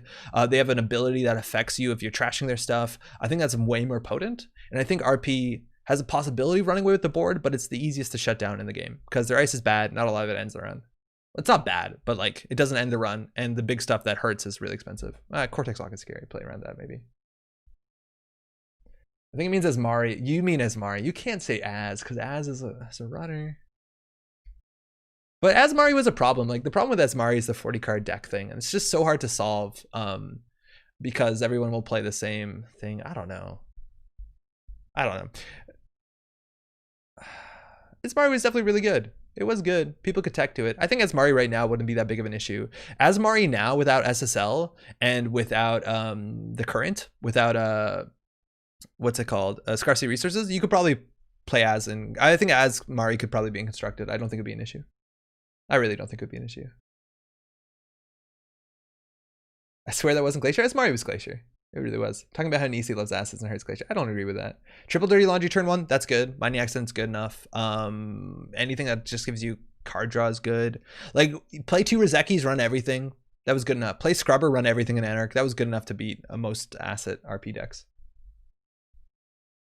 Virtual 1/3+1. It's like Control and Magic. People learn bashing monsters against each other, and when it turns out the game isn't that, people bounce off of it. When RP first came out, that wasn't really tech for it. There wasn't. Oh, but when RP came out, for what it's worth, nobody like really played Acid RP. That took a while for it to come out. RP like won Worlds as a Glacier deck, and it's a really strong Glacier deck in a deck where you can set up heavily and require Jackson and filtering and of course Caprice Nase. But a lot of that deck was like set up a Sundew and then try scoring in 4 or 5 turns once you're set up, and then you filtered your hand with Jackson so you didn't like flood by the time. It was also like that was a weird deck. Like that wasn't the meta deck. That was the surprise winner of Worlds that year. So shout out. RP was Cisano, exactly. Platonic, how's it going? It was Cisano. Cool. That's gonna be it for tonight. Again, we streamed the Ocarina tournament. You definitely see it on the YouTube channel if you check it out there at youtube.com/metroballgrid. It's like 5.5 hours of tournament. It was really fun, good games. It is a slightly silly tournament. It's actually not that silly of a format. It's a different format. Basically, just the identities are different. Same card pool. Check that out if you can. Otherwise, today I had a pretty good night. I hope you did too. We talked specifically about doing a stream at some point where it's just an FAQ stream. So if you want to throw questions my way, either live or like pre-record. Yo, Pat, how's it going? Glad I caught the stream. Oh, how's it going, bud? Hopefully you're doing okay. If you want to throw questions to do an FAQ, if you want to throw them into YouTube chat, just say they're for the FAQ so I don't answer them in YouTube comments. Or you want to email me, that works too, metroballgrid@gmail.com. We'll maybe do a thing at some point. We'll say what date it is and we'll just do an FAQ if you really want to. I think it'll be fun. If you were to think of a card that would help in between, not Glacier or Acid Spam, what would that look like to you? Thanos, what do you mean by that? Think of a card that would help the in between. For Corp or for Runner? Where can we send questions to? metroballgrid@gmail. Just call them like FAQ questions. Or if you want to put them as a comment on YouTube, any YouTube comment, I see all of them, and just say like FAQ question. That's a good place. Diogen, yeah, metroballgrid@gmail.com. Thank you. Fully Op is the only card for Corp. Just had a light board game night. Play Spirit Island. Yo, dude, did you play it on TTS or did you get the digital version on Steam? Because like I played it once with my brother and I don't think he did a good job explaining it. And we drove 6 hours that day and I was tired and I didn't enjoy it. But everyone says it's like the best game. So I need to try it again. And I think I might just like grab the Steam thing and learn it. So cards besides Fully Op that would support having more than one remote with ice. Oh. Card that would help the in-between, not Glacier. What would it look? Okay, so card that helps more remotes, the more than one remote. Okay, a card that helps a deck that's more than one remote. Always, obviously, Fully Op. That's a big deal. A card that gains strength based off of like something like Surveyor, something, or like, you know, Next Bronze, something that gains strength for as many iced servers you have. I think that's a possibility, but that's not too strong. Any card that echoes like Fully Op, I think that's an easy thing. It's really hard. If you have a card that says like you can install 2 cards this turn as long as they're different remotes that are iced, like that would just kind of help Asa and make Fully Op a bit silly. So you can't do that. I think for that sort of stuff, like burst draw helps. It's just hard to do that stuff without helping asset spam in a really big way, right? Because like that's sort of what do you want for that sort of thing? You want ice that's like, maybe you want to print more ice that's like kind of like Acme, that like this is strong if it's the only ice, but then I think you just use that in asset spam anyways. What's Plaza? Sandberg. Those all work technically. Rushes in between assets and glaciers. Yeah, sort of. Daily Quest is good. Yeah, Zendorius, I think Daily Quest is good, but Daily Quest also works in Glacier. I think Daily Quest is a flexible card. And I like how the Daily Quest has like a lot of interactivity built in it. I like the pre-res ability. I think pre-res is really cool for the game. So much of the game before pre-res cards like Daily Quest and somewhat Sundew, like we're like, oh, I wonder what that is. But this is like, this is what that is. And then you have to plan your turn around it. I think that's healthy design. And it makes less the game like, you know, the old Asa or the old, yeah, Asa decks where it's just like, I'm going to jam behind this. Is it a Vitruvius or is it Rashida? Oh, you guessed wrong. I scored out. I don't know. I'd be okay with more of that stuff. You can put in strong cards that have that sort of ability. Full Immersion is more helping Glacier. Yeah, Full Immersion is better for Glacier for sure because it lets you double up on one good remote. I don't know. I'd have to think about it. It's really hard to do that without like making it really good for assets as well, for spam as well. I don't know. People also talked about rules that like could inherently be added to Jinteki or to Netrunner to specifically hate against assets. Like assets cost 1 to build each server, just like it costs 1 for ice. So your first server is free, the second server costs a credit. Stuff like that I don't think is fantastic because it does limit. You just can't play like shell game Jinteki that well, and some amount of asset spam should be existing in Netrunner. So I think that stuff's kind of rough. I don't know. I'd have to think about it. That's hard. It's definitely difficult. But on that note, I'm really excited to see what new Nisia cards come out in like what, 2 months, worst case scenario, maybe. That's why I thought it was an interesting question, thinking about what you can add that doesn't buff the others too much. Yeah, it can be hard. What's weird is we saw other cards like that. Like there's this terrible upgrade that says like you get recurring credits to res ice on this server for how many servers you have, and it's like that doesn't make a lot of sense, does it? Maybe you can have cards that have hard limits, right? Like you have now cards that say only 1 remote server or only on ice. And you can do stuff like that. Like this card is good only if you have, you know, specifically 2 servers, or only if you like destroy this card if you have more than 4 servers or stuff like that. You could do that for sure. Like install 2 cards. I don't know, lose 10 credits if you have more than 4 servers or something like that. Something that has a downside. I think that's inelegant. Maybe you can only play it if you have less than 4 servers. I think we just need a fully up of fast advance. That's disgusting. We don't want that. We don't want a fast advance fully up. You'd hate that, wouldn't you? I think you would. You'd be upset. They build remotes and they just fast advance for having remotes out. Blech. The whole idea about fully op, like that's the one bummer about fully op that just hasn't come into play. And I think it was a big part of the design, but it just hasn't come into play based off of the quality of the assets and the speed that fully op asset performs at. Because one of the big thing about fully op is that it gets more value the more iced servers with something in it. And I imagine it's very obvious. I imagine the designers thought that there would be some counterplay somewhere where someone's going to run a remote, get through a piece of ice and think, oh, I don't need to trash that card, but I'm going to trash that card just to avoid fully op value. And from like watching and commentating so much like Asa lists, I've never seen that come into play where someone's trashed a card because it denied fully op value. And I think that's like pretty obvious just because the cards that you have in the servers are so fucking good. And I kind of liked abstractly that idea of fully op where like the cards have value even if they're not res and even if they're shitty cards.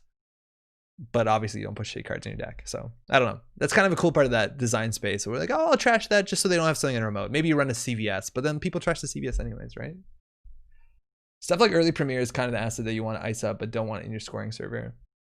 Yeah, but that's the thing. It's like all these assets that we're playing, like Stragotic Resonator and Synth DNA modification, things that you want to ice up, but things that you don't want in your scoring remote, they almost never see any play because the just the click cost outside of Asa of like installing it and icing it up and then like resing the ice or whatever, it's just so expensive that the only way to do it is like spam them out or don't play them at all. And that's why nobody plays these cards. Is because it's way too expensive to build another remote and ice it when you could just ice your scoring remote and then jam something in it. But early premiere is like a good example of something like that. Or the other one, there's another one like that. There's like 2 yellow NBN ones, one that lets you put a counter and one that lets you add it to the score area if an agenda is scored. There's kind of the same idea. Sort of, kind of. Okay, that's all for tonight. Thanks to everyone we played games against, everyone hanging out in chat, everyone watching the VOD. Hopefully you're doing well, taking care of yourself. We'll be back in a week on Thursday. If you got questions, send them my way, and we'll get to that. Thanks for stream. Thanos, thanks for hanging out. Thanks for the questions, hanging out in chat, all that good stuff. Take care, y'all.